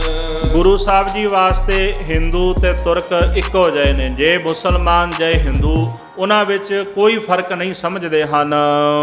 ਮੁਰੀਦ ਆਏ ਸੋ ਹਿਮ ਕਰ। ਸਾਧ ਸੰਗਤ ਜੀ ਕੋਈ ਵੀ ਗੁਰੂ ਸਾਹਿਬ ਦੇ ਕੋਲ ਆਉਂਦਾ ਹੈ, ਗੁਰੂ ਸਾਹਿਬ ਦਾ ਮੁਰੀਦ ਬਣ ਜਾਂਦਾ ਹੈ, ਸੇਵਕ ਬਣ ਜਾਂਦਾ ਹੈ। ਸਤਿਗੁਰੂ ਦੋਵਾਂ ਨੂੰ ਹੀ ਸੱਚ ਦ੍ਰਿੜਾਉਂਦੇ ਨੇ। ਰੌਲਾ ਜਿਹੜਾ ਪੈਂਦਾ ਹੈ ਨਾ ਕੱਟੜਤਾਈ ਦਾ ਪੈਂਦਾ ਹੈ। ਕੱਟੜਤਾਈ ਦਾ ਮਤਲਬ ਇਹ ਨਹੀਂ ਹੁੰਦਾ ਵੀ ਕੋਈ ਰਹਿਤ ਮਰਿਆਦਾ ਨੂੰ ਕਮਾਉਂਦਾ ਤੇ ਉਹ ਕੱਟੜਤਾਈ ਹੈ। ਰਹਿਤ ਮਰਿਆਦਾ ਕਮਾਉਣੀ ਤਾਂ ਗੁਰੂ ਦਾ ਉਪਦੇਸ਼ ਹੈ। ਕੱਟੜਤਾਈ ਦਾ ਭਾਵ ਹੈ ਕਿ ਮੈਂ ਹਿੰਦੂ, ਮੈਂ ਮੁਸਲਮਾਨ, ਮੈਂ ਸਿੱਖ, ਮੇਰੇ ਤੋਂ ਵੱਡਾ ਕੋਈ ਨਹੀਂ, ਦੂਜੇ ਗਲਤ ਨੇ। ਜਦੋਂ ਇਹੋ ਜਿਹੀ ਭਾਵਨਾ ਬਣ ਜਾਂਦੀ, ਇਹ ਹੁੰਦੇ ਕੱਟੜਵਾਦ ਦਾ। ਇਹੋ ਜਿਹੀ ਭਾਵਨਾ ਜਦੋਂ ਸਾਡੀ ਬਣ ਜਾਂਦੀ, ਇਹਨੂੰ ਕੱਟੜਵਾਦ ਦਾ ਕਹਿੰਦੇ ਨੇ। ਤੇ ਸਾਧ ਸੰਗਤ ਜੀ ਇਹ ਕੱਟੜਵਾਦ ਦਾ ਜਦੋਂ ਗੁਰੂ ਸਾਹਿਬ ਜੀ ਗਏ ਤੇ ਪੀਰ ਆ ਗਏ, ਮੱਕੇ ਗਏ ਜਦੋਂ ਮਹਾਰਾਜ, ਇਹੀ ਕਹਿੰਦੇ ਸਨ ਨਾ ਸਤਿਗੁਰਾਂ ਨੂੰ, ਪੁੱਛਣੋਂ ਖੋਲ ਕਿਤਾਬ ਨੂੰ, ਹਿੰਦੂ ਵੱਡਾ ਕਿ ਮੁਸਲਮਾਨੋਈ, ਵੀ ਮੁਸਲਮਾਨ ਵੱਡਾ ਕਿ ਹਿੰਦੂ ਵੱਡਾ, ਸਾਨੂੰ ਦੱਸੋ। ਬਾਬਾ ਆਖੇ ਹਾਜੀਆਂ ਸ਼ੁਭ ਅਮਲਾ ਬਾਜੋਂ ਦੋਨੋਂ ਰੋਈ। ਮਹਾਰਾਜ ਗੁਰੂ ਨਾਨਕ ਸਾਹਿਬ ਕਹਿੰਦੇ ਸ਼ੁਭ ਅਮਲਾ ਤੋਂ ਬਿਨਾਂ ਦੋਨੇ ਹੀ ਰੋਂਦੇ ਨੇ। ਮੈਂ ਦੋਨਾਂ ਨੂੰ ਨਹੀਂ ਮੰਨਦਾ, ਕਿਉਂ? ਇਹਨਾਂ ਕੋਲ ਸੱਚ ਨਹੀਂ। ਜੇ ਸੱਚ ਹੁੰਦਾ ਤੇ ਮੈਂ ਦੋਨਾਂ ਨੂੰ ਮੰਨ ਲੈਂਦਾ। ਮੁਸਲਮਾਨ ਮੋਮ ਦਿਲ ਹੋਵੇ ਫਿਰ ਮੰਨ ਲੈਂਦਾ ਵੀ ਵਾਕਿਆ ਤੂੰ ਮੁਸਲਮਾਨ ਹੈ, ਜੇ ਤੇਰੇ ਅੰਦਰ ਸੱਚ ਹੁੰਦਾ। ਇਸ ਕਰਕੇ ਗੁਰਮੁਖੋ, ਗੁਰੂ ਸਾਹਿਬ ਦੇ ਚਰਨਾਂ ਦੇ ਵਿੱਚ ਕੋਈ ਹਿੰਦੂ ਆਵੇ, ਕੋਈ ਮੁਸਲਮਾਨ ਆਵੇ, ਪਾਤਸ਼ਾਹ ਜੀ ਉਹਨਾਂ ਨੂੰ ਸੱਚ ਦ੍ਰਿੜਾਉਂਦੇ ਨੇ, ਸੱਚ ਦਾ ਉਪਦੇਸ਼ ਦਿੰਦੇ ਹਨ। ਜ਼ੁਲਮ ਕਰਨ ਤੋਂ ਦੋਨਾਂ ਨੂੰ ਰੋਕਦੇ ਨੇ ਵੀ ਪਾਪ ਨਹੀਂ ਕਰਨਾ, ਜ਼ੁਲਮ ਅਤਿਆਚਾਰ ਨਹੀਂ ਕਰਨਾ। ਇਸ ਤਰ੍ਹਾਂ ਜਿਉਂ-ਜਿਉਂ ਗੁਰੂ ਸਾਹਿਬ ਜੀ ਦੀ ਮਸ਼ਹੂਰੀ ਹੋਣ ਲੱਗ ਪਈ, ਮਸ਼ਹੂਰੀ ਦਾ ਭਾਵ ਹੈ ਵੀ ਹੌਲੀ-ਹੌਲੀ ਪ੍ਰਸਿੱਧੀ ਹੋਣ ਲੱਗ ਪਈ ਹੈ ਤੇ ਉਹਨਾਂ ਦੇ ਤੇਜ ਪ੍ਰਤਾਪ ਦੀ ਬਰਕਤ ਵਧਣ ਲੱਗ ਪਈ ਹੈ। ਬੜੇ ਦੂਰ ਦਰਾਡਿਓਂ ਲੋਕ ਸਤਿਗੁਰਾਂ ਦੀ ਮਹਿਮਾ ਸੁਣ ਕੇ ਦਰਸ਼ਨ ਕਰਨ ਵਾਸਤੇ ਆਉਂਦੇ ਹਨ।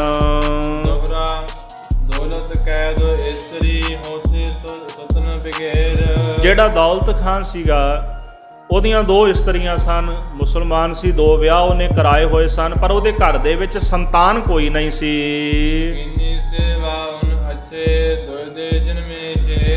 ਉਹਨਾਂ ਨੇ ਭਾਵਨਾ ਰੱਖ ਕੇ ਸਤਿਗੁਰਾਂ ਦਾ ਉਪਦੇਸ਼ ਲੈ ਕੇ ਬੜੇ ਪ੍ਰੇਮ ਨਾਲ ਸੇਵਾ ਕੀਤੀ ਹੈ ਤੇ ਉਹਨਾਂ ਦੇ ਘਰ ਦੇ ਵਿੱਚ ਦੋ ਸ਼ੇਰਾਂ ਨੇ ਜਨਮ ਧਾਰਨ ਕੀਤਾ ਹੈ। ਗਾਜੀ ਖਾਂ ਗਜ ਮਸਤ ਸੁਖਾਨ। ਪਹਿਲਾਂ ਇੱਕ ਜੋੜਾ ਘਰ ਵਿੱਚ ਜੰਮਿਆ, ਇੱਕ ਦਾ ਨਾਮ ਗਾਜੀ ਖਾਨ ਸੀ ਤੇ ਦੂਜੇ ਦਾ ਨਾਮ ਮਸਤ ਖਾਨ ਹੈ। ਫਿਰ ਜੋੜੇ ਨੇ ਜਨਮ ਲਿਆ, ਇੱਕ ਦਾ ਨਾਮ ਮੀਰ ਖਾਨ ਤੇ ਇੱਕ ਦਾ ਨਾਮ ਜੋਲਖਾ ਮਾਨ ਹੈ। ਇਸ ਤਰ੍ਹਾਂ ਇਹ ਜਿਹੜੇ ਚਾਰ ਪੁੱਤਰ ਹੋਏ ਨੇ, ਗਾਜੀ ਖਾਨ ਤੇ ਗਾਜ ਮਸਤ ਖਾਨ, ਮੀਰ ਖਾਨ ਤੇ ਉਲਜੌਲ ਖਾਨ। ਇਸ ਤਰ੍ਹਾਂ ਚਾਰ ਪੁੱਤਰ ਜਿਹੜੇ ਨੇ ਇਹ ਦੌਲਤ ਰਾਏ ਦੇ ਘਰ ਵਿੱਚ ਪ੍ਰਗਟ ਹੋਏ ਹਨ। ਜਦੋਂ ਇਸ ਤਰ੍ਹਾਂ ਸਤਿਗੁਰਾਂ ਦੀ ਕਿਰਪਾ ਨਾਲ ਉਹਨਾਂ ਨੂੰ ਪੁੱਤਰਾਂ ਦੀ ਪ੍ਰਾਪਤੀ ਹੋ ਗਈ ਤੇ ਜਿਹੜੀਆਂ ਦੌਲਤ ਖਾਨ ਦੀਆਂ ਇਸਤਰੀਆਂ ਸਨ, ਉਹਦੀਆਂ ਘਰ ਵਾਲੀਆਂ ਸਨ, ਉਹਨਾਂ ਨੇ ਲੋਕਾਂ ਵਿੱਚ ਮਹਾਰਾਜ ਦੀ ਚਰਚਾ ਕਰਨੀ ਸ਼ੁਰੂ ਕਰ ਦਿੱਤੀ ਵੀ ਗੁਰੂ ਸਾਹਿਬ ਨੇ ਕਿਰਪਾ ਕਰਕੇ ਸਾਨੂੰ ਵਰ ਦਿੱਤਾ ਹੈ। ਬਾਬੇ ਦੀ ਹਮਦ ਜੋਰੀ, ਆਖਿਆ ਕਿ ਬਾਬਾ ਜੀ ਨੇ ਸਤਿਗੁਰਾਂ ਨੇ ਕਿਰਪਾ ਕਰਕੇ ਸਾਨੂੰ ਸੁਪੁੱਤਰਾਂ ਦੀ ਜੋੜੀ ਬਖਸ਼ੀ ਹੈ। ਬਾਬੇ ਕਹਿ ਜੀ ਇਮੋਤੀ ਕਿਛ ਰਹੀ ਹੈ ਗੁਪਤ ਸੰਸਾਰ। ਜਦੋਂ ਸਤਿਗੁਰਾਂ ਦੀ ਪ੍ਰਸਿੱਧੀ ਹੋ ਗਈ ਤੇ ਪਾਤਸ਼ਾਹ ਦੇ ਮਨ ਵਿੱਚ ਖਿਆਲ ਪੈਦਾ ਹੋਇਆ ਕਿ ਸੰਸਾਰ ਦੇ ਵਿੱਚ ਗੁਪਤ ਹੋ ਕੇ ਰਹਿਣਾ ਕਰੀਏ। ਸੋ ਤੋ ਪ੍ਰਗਟ ਜਗ ਭਇਓ, ਜਗ ਉਠ ਪਰ ਗਇਓ ਫਿਰ ਖਿਆਰ। ਕਹਿੰਦੇ ਇੱਧਰ ਤਾਂ ਗੁਰੂ ਸਾਹਿਬ ਦੀ ਪ੍ਰਸਿੱਧੀ ਹੋ ਚੁੱਕੀ ਹੈ, ਮਹਾਰਾਜ ਗੁਪਤ ਹੋ ਕੇ ਰਹਿਣਾ ਚਾਹੁੰਦੇ ਨੇ ਵੀ ਸੰਸਾਰ ਨੂੰ ਪਤਾ ਨਾ ਲੱਗੇ, ਪਰ ਸਤਿਗੁਰੂ ਸੱਚੇ ਪਾਤਸ਼ਾਹ ਸਾਰੇ ਸੰਸਾਰ ਦੇ ਵਿੱਚ ਪ੍ਰਗਟ ਹੋ ਗਏ ਹਨ। ਘਰ ਘਰ ਵਿੱਚ ਉਹਨਾਂ ਦੀ ਵਡਿਆਈ ਹੁੰਦੀ ਹੈ। ਜਿਵੇਂ ਆਕਾਸ਼ ਦੇ ਵਿੱਚ ਭਾਨ ਸੂਰਜ ਚੜ ਜਾਏ ਨਾ ਤੇ ਉਹ ਲੁਕਿਆ ਨਹੀਂ ਰਹਿ ਸਕਦਾ। ਬਾਦਲ ਜੋ ਡਾਂਪਿਓ ਹੈ, ਭਾਵੇਂ ਲੱਖਾਂ ਹੀ ਬੱਦਲ ਆ ਜਾਣ, ਉਹਨੂੰ ਢੱਕਣ ਦੀ ਕੋਸ਼ਿਸ਼ ਕਰਨ, ਕਿੰਨੀ ਕੁ ਦੇਰ ਢੱਕ ਲੈਣਗੇ? ਘੰਟਾ 2 ਘੰਟੇ, ਇੱਕ ਦਿਨ 2 ਦਿਨ ਢੱਕ ਲੈਣਗੇ। ਆਖਰ ਨੂੰ ਸੂਰਜ ਨੇ ਪ੍ਰਗਟ ਹੋਣਾ ਹੀ ਹੋਣਾ ਹੈ। ਤੇ ਸਤਿਗੁਰੂ ਸੱਚੇ ਪਾਤਸ਼ਾਹ ਜੀ ਜਿੰਨੀ ਮਰਜ਼ੀ ਉਦਾਸੀ ਧਾਰਨ ਕਰ ਲੈਣ, ਪਰ ਉਹਨਾਂ ਨੇ ਸੂਰਜ ਦੇ ਵਾਂਗੂ ਉਹਨਾਂ ਦਾ ਤੇਜ ਪ੍ਰਤਾਪ ਸੰਸਾਰ ਵਿੱਚ ਪ੍ਰਗਟ ਹੋਣਾ ਹੀ ਹੋਣਾ ਹੈ। ਬਾਬੇ ਕੀ ਚਰਚਾ ਭਈ, ਜਿਸ ਤਰ੍ਹਾਂ ਗੁਰੂ ਸਾਹਿਬ ਜੀ ਦੀ ਚਰਚਾ ਘਰ ਘਰ ਵਿੱਚ ਹੋਣ ਲੱਗੀ ਹੈ, ਫੈਲ ਗਈ। ਥੋੜੇ ਜਿਹੇ ਸਮੇਂ ਦੇ ਵਿੱਚ ਬਹੁਤੀ ਮਹਿਮਾ ਹਰ ਜਗ੍ਹਾ ਤੇ ਬਹੁਤ ਥਾਵਾਂ ਤੇ ਫੈਲ ਗਈ ਹੈ। ਸਾਧ ਸੰਗਤ ਜੀ ਕਹਿੰਦੇ ਜਿਵੇਂ ਕਿਸੇ ਮਨੁੱਖ ਨੂੰ ਸੀਤ ਨੇ, ਠੰਡ ਨੇ ਦਬਾਇਆ ਹੁੰਦਾ ਹੈ, ਜਦੋਂ ਉਹਨੂੰ ਠੰਡ ਲੱਗਦੀ ਹੈ ਤੇ ਜਿੱਥੇ ਅੱਗ ਬਲਦੀ ਹੋਵੇ ਨਾ, ਉਹ ਕਿਉਂ ਨਾ ਅੱਗ ਦੇ ਕੋਲ ਆਉਣਾ ਚਾਹੇ। ਭਾਵ ਜਿਹਨੂੰ ਠੰਡ ਲੱਗਦੀ ਹੈ ਤੇ ਉਹ ਅੱਗ ਦੇ ਕੋਲ ਆ ਕੇ ਬਹਿ ਕੇ ਤੇ ਆਪਣੀ ਠੰਡ ਦੂਰ ਕਰਨਾ ਚਾਹੁੰਦਾ ਹੈ। ਇਸ ਤਰ੍ਹਾਂ ਜਿਹੜੀ ਦੁਨੀਆ ਸੀ ਬੜੀ ਦੁਖੀ ਸੀ, ਕੋਈ ਪਾਪ ਤੋਂ, ਕੋਈ ਵਿਕਾਰ ਤੋਂ, ਕੋਈ ਮਾਇਆ ਕਰਕੇ, ਗਰੀਬੀ ਕਰਕੇ, ਕੋਈ ਰੋਗ ਵਿਕਾਰਾਂ ਤੋਂ ਦੁਖੀ ਸੀਗਾ। ਤੇ ਇਸ ਤਰ੍ਹਾਂ ਲੋਕ ਗੁਰੂ ਸਾਹਿਬ ਦੇ ਪਾਸ ਆ ਕੇ ਆਪਣੇ ਦੁੱਖ ਦਰਿਦਰ ਦੂਰ ਕਰਨਾ ਚਾਹੁੰਦੇ ਸਨ। ਦਰਸ਼ਨ ਪਾਏ ਭਈ ਸੁਖ ਮਨੀ, ਜਿਨ੍ਹਾਂ ਨੇ ਸਤਿਗੁਰਾਂ ਦੇ ਦਰਸ਼ਨ ਪ੍ਰਾਪਤ ਕੀਤੇ, ਉਹਨਾਂ ਨੇ ਮਨ ਦੇ ਵਿੱਚ ਸੁਖ ਪ੍ਰਾਪਤ ਕੀਤਾ ਹੈ। ਸਾਧ ਜੋ ਹਿੰਦੂ ਤੁਰਕੋ, ਇਸ ਤਰ੍ਹਾਂ ਭਾਵੇਂ ਕੋਈ ਸਿੱਧ ਸਾਧ, ਭਾਵੇਂ ਹਿੰਦੂ ਤੇ ਭਾਵੇਂ ਮੁਸਲਮਾਨ ਸਨ, ਜਿਨ੍ਹਾਂ ਦੇ ਵਿੱਚ ਕੋਈ ਥੋੜੀ ਬਾਤੀ ਕਹਿੰਦੇ ਜਵਰ ਸੀ। ਜਵਰ ਦਾ ਭਾਵ ਵੀ ਤਾਪ ਸੀਗਾ। ਇਹਦਾ ਮਤਲਬ ਇਹ ਹੈ ਵੀ ਕਿਸੇ ਅੰਦਰ ਹੰਕਾਰ ਸੀਗਾ, ਕੋਈ ਵਿਕਾਰੀ ਸੀ। ਭਾਵੇਂ ਉਹ ਆਪਣੇ ਆਪ ਨੂੰ ਮਹਾਨ ਵੱਡੇ ਸਮਝਦੇ ਸਨ, ਪਰ ਜਦੋਂ ਸਤਿਗੁਰੂ ਸੱਚੇ ਪਾਤਸ਼ਾਹ ਜੀ ਦਾ ਪ੍ਰਤਾਪ ਸੁਣਿਆ, ਗੁਰੂ ਦੇ ਚਰਨਾਂ ਵਿੱਚ ਆਏ ਤੇ ਹਜ਼ੂਰ ਨੇ ਉਹਨਾਂ ਦਾ ਵੀ ਭਲਾ ਕਰ ਦਿੱਤਾ ਹੈ। ਤੇ ਜੁਰਕੋ ਦਾ ਇੱਕ ਹੋਰ ਅਰਥ ਕੀਤਾ ਗਿਆ, ਜਿੱਥੇ ਜੁਰਕੋ ਦਾ ਅਰਥ ਜਰ ਤਾਪ ਹੁੰਦਾ ਨਾ, ਇਹਦਾ ਅੰਤਰੀ ਭਾਵ ਵੀ ਹੰਕਾਰੀ ਸਨ ਜਿਹੜੇ, ਪਰ ਇਹਦਾ ਜਿਹੜਾ ਜੁਰਕੋ ਦਾ ਇੱਕ ਅਖਰੀ ਅਰਥ ਹੈ ਕਰਾਮਾਤ। ਜਿਨ੍ਹਾਂ ਵਿੱਚ ਥੋੜੀ ਬਾਤੀ ਕਰਾਮਾਤ ਵੀ ਸੀ, ਉਹ ਵੀ ਮਹਾਰਾਜ ਦੇ ਕੋਲ ਉਹਨਾਂ ਦੀ ਮਹਿਮਾ ਸੁਣ ਕੇ ਅਚਰਜ ਹੋ ਕੇ ਆਏ ਹਨ। ਸਤਿਗੁਰਾਂ ਦੇ ਦਰਸ਼ਨ ਕੀਤੇ, ਕੋਈ ਚਰਚਾ ਕਰਨ ਲੱਗ ਪਿਆ ਤੇ ਕੋਈ ਕਰਾਮਾਤਾਂ ਵਿਖਾਉਣ ਲੱਗ ਪਿਆ। ਅਖੀਰ ਸਭ ਨੂੰ ਹਾਰ ਕੇ ਹੀ ਜਾਣਾ ਪਿਆ ਹੈ। ਅਜਮਤ ਦੇਵੈ ਗਿਆਨੀਨ ਗਿਆਨ ਸੁਨਾਏ। ਸਾਧ ਸੰਗਤ ਜੀ ਜਿਹੜੇ ਕਰਾਮਾਤੀ ਸਨ, ਭਾਵਨਾ ਲੈ ਕੇ ਆ ਜਾਂਦੇ ਸਨ ਵੀ ਮੈਂ ਕਰਾਮਾਤੀ ਬਣ ਜਾਵਾਂ, ਉਹਨਾਂ ਨੂੰ ਕਰਾਮਾਤ ਬਖਸ਼ ਦਿੰਦੇ ਸਨ। ਤੇ ਗਿਆਨੀਆਂ ਨੂੰ ਗਿਆਨ ਸੁਣਾਏ, ਜਿਹੜੇ ਗਿਆਨ ਦੀ ਇੱਛਾ ਲੈ ਕੇ ਆਉਂਦੇ ਸਨ, ਉਹਨਾਂ ਨੂੰ ਗਿਆਨ ਦੀ ਦਾਤ ਮਹਾਰਾਜ ਬਖਸ਼ਿਸ਼ ਕਰ ਦਿੰਦੇ ਸਨ। ਜਿਹੜਾ ਨਾਮ ਦੀ ਇੱਛਾ ਲੈ ਕੇ ਆਉਂਦਾ ਹੈ, ਉਹਨੂੰ ਨਾਮ ਦੀ ਦਾਤ ਬਖਸ਼ ਦਿੰਦੇ ਹਨ। ਜੈਸੀ ਮਨਸਾ ਕਰ ਆਵੇ ਤੈਸੋ ਤੈ ਸਮਝਾਏ। ਜਿਹੋ ਜੀ ਕੋਈ ਮਨਸਾ ਕਰਕੇ ਸਤਿਗੁਰਾਂ ਦੇ ਚਰਨਾਂ ਵਿੱਚ ਆ ਜਾਂਦਾ ਹੈ, ਸਤਿਗੁਰੂ ਜੀ ਉਪਦੇਸ਼ ਦੇ ਕੇ ਸਮਝਾ ਕੇ ਉਹੋ ਜੀ ਦਾਤ ਉਹਨਾਂ ਨੂੰ ਬਖਸ਼ਿਸ਼ ਕਰ ਦਿੰਦੇ ਨੇ। ਜਿਹੋ ਜੀ ਕੋਈ ਮਨਸਾ ਲੈ ਕੇ ਗੁਰੂ ਦੇ ਦਰ ਤੇ ਆਉਂਦਾ, ਉਹ ਉਸੇ ਹੀ ਪਦਾਰਥ ਨਾਲ ਮਹਾਰਾਜ ਉਹਦੀ ਝੋਲੀ ਭਰ ਕੇ ਇਹ ਲੋਕ ਸੁਖੀਏ ਪਰਲੋਕ ਸੁਹੇਲੇ, ਨਾਨਕ ਹਰ ਪ੍ਰਭ ਵਿਆਪੈ ਮੇਲੇ, ਦੋਵੇਂ ਲੋਕ ਉਹਨਾਂ ਦੇ ਸੁਹੇਲੇ ਕਰ ਦਿੰਦੇ ਹਨ। ਸੋ ਇੱਥੇ ਹੀ ਇਸ ਪ੍ਰਕਰਣ ਦੀ ਸਮਾਪਤੀ ਹੈ। ਅੱਗੇ ਜਿਵੇਂ ਗੁਰੂ ਸਾਹਿਬ ਜੀ ਨੇ ਉਦਾਸੀਆਂ ਕੀਤੀਆਂ, ਸਿੱਧਾਂ ਦੇ ਨਾਲ ਗੋਸ਼ਟ ਕੀਤੀ ਹੈ, ਉਹ ਸੰਖੇਪ ਵਿੱਚ ਇਤਿਹਾਸ ਆਪਾਂ ਕੱਲ੍ਹ ਦੇ ਦੀਵਾਨਾਂ ਵਿੱਚ ਸਰਵਣ ਕਰਾਂਗੇ। ਸਮੇਂ ਦੇ ਲਿਹਾਜ਼ ਨਾਲ ਸਮਾਪਤੀ ਹੈ। ਵਿਚਾਰਾਂ ਕਰਦੇ ਹਾਂ ਬੇਅੰਤ ਪ੍ਰਕਾਰ ਦੀਆਂ ਭੁੱਲਾਂ ਗਲਤੀਆਂ ਹੋ ਗਈਆਂ ਹੋਣਗੀਆਂ। ਅਣਜਾਣ ਸੇਵਕ ਜਾਣ ਕੇ ਖਿਮਾ ਕਰਨੀ ਜੀ। ਹੇ ਗੋਬਿੰਦ ਹੇ ਗੋਪਾਲ ਹੇ ਦਇਆਲ ਪ੍ਰਾਣਨਾਥ ਅਨਾਥ ਸਖੇ ਦੀਨ ਦਰਦ ਹੇ ਸਮਰੱਥ ਅਗੰਮ ਪੂਰਨ ਮੋਹਿ ਮਇਆ ਧਾਰ ਅੰਧਕੂਪ ਮਹਾ ਭਿਆਨ ਨਾਨਕ ਪਾਰਿਓ ਆਏ ਪ੍ਰਭ ਸਰਨਾਗਤੀ ਕਿਰਪਾ ਨਿਧ ਦਇਆਲ ਏਕ ਅਖਰ ਹਰ ਮਨ ਬਸਤ ਨਾਨਕ ਹੋਤ ਨਿਹਾਲ। ਵਾਹਿਗੁਰੂ ਨਾਮ ਜਹਾਜ ਹੈ ਚੜੇ ਸੋਇ ਉਤਰੇ ਪਾ ਜੋ ਸ਼ਰਧਾ ਕਰ ਸੇਵੰਦੇ ਗੁਰ ਪਾਰਿ ਉਤਾਰਨ ਜੋ ਸ਼ਰਧਾ ਕਰ ਸੇਵੰਦੇ ਗੁਰ ਪਾਰਿ ਉਤਾਰਨ ਹਾਰ। ਵਾਹਿਗੁਰੂ ਜੀ ਕਾ ਖਾਲਸਾ ਵਾਹਿਗੁਰੂ ਜੀ ਕੀ ਫਤਿਹ। ਸ਼ਲੋਕ ਪਵਨ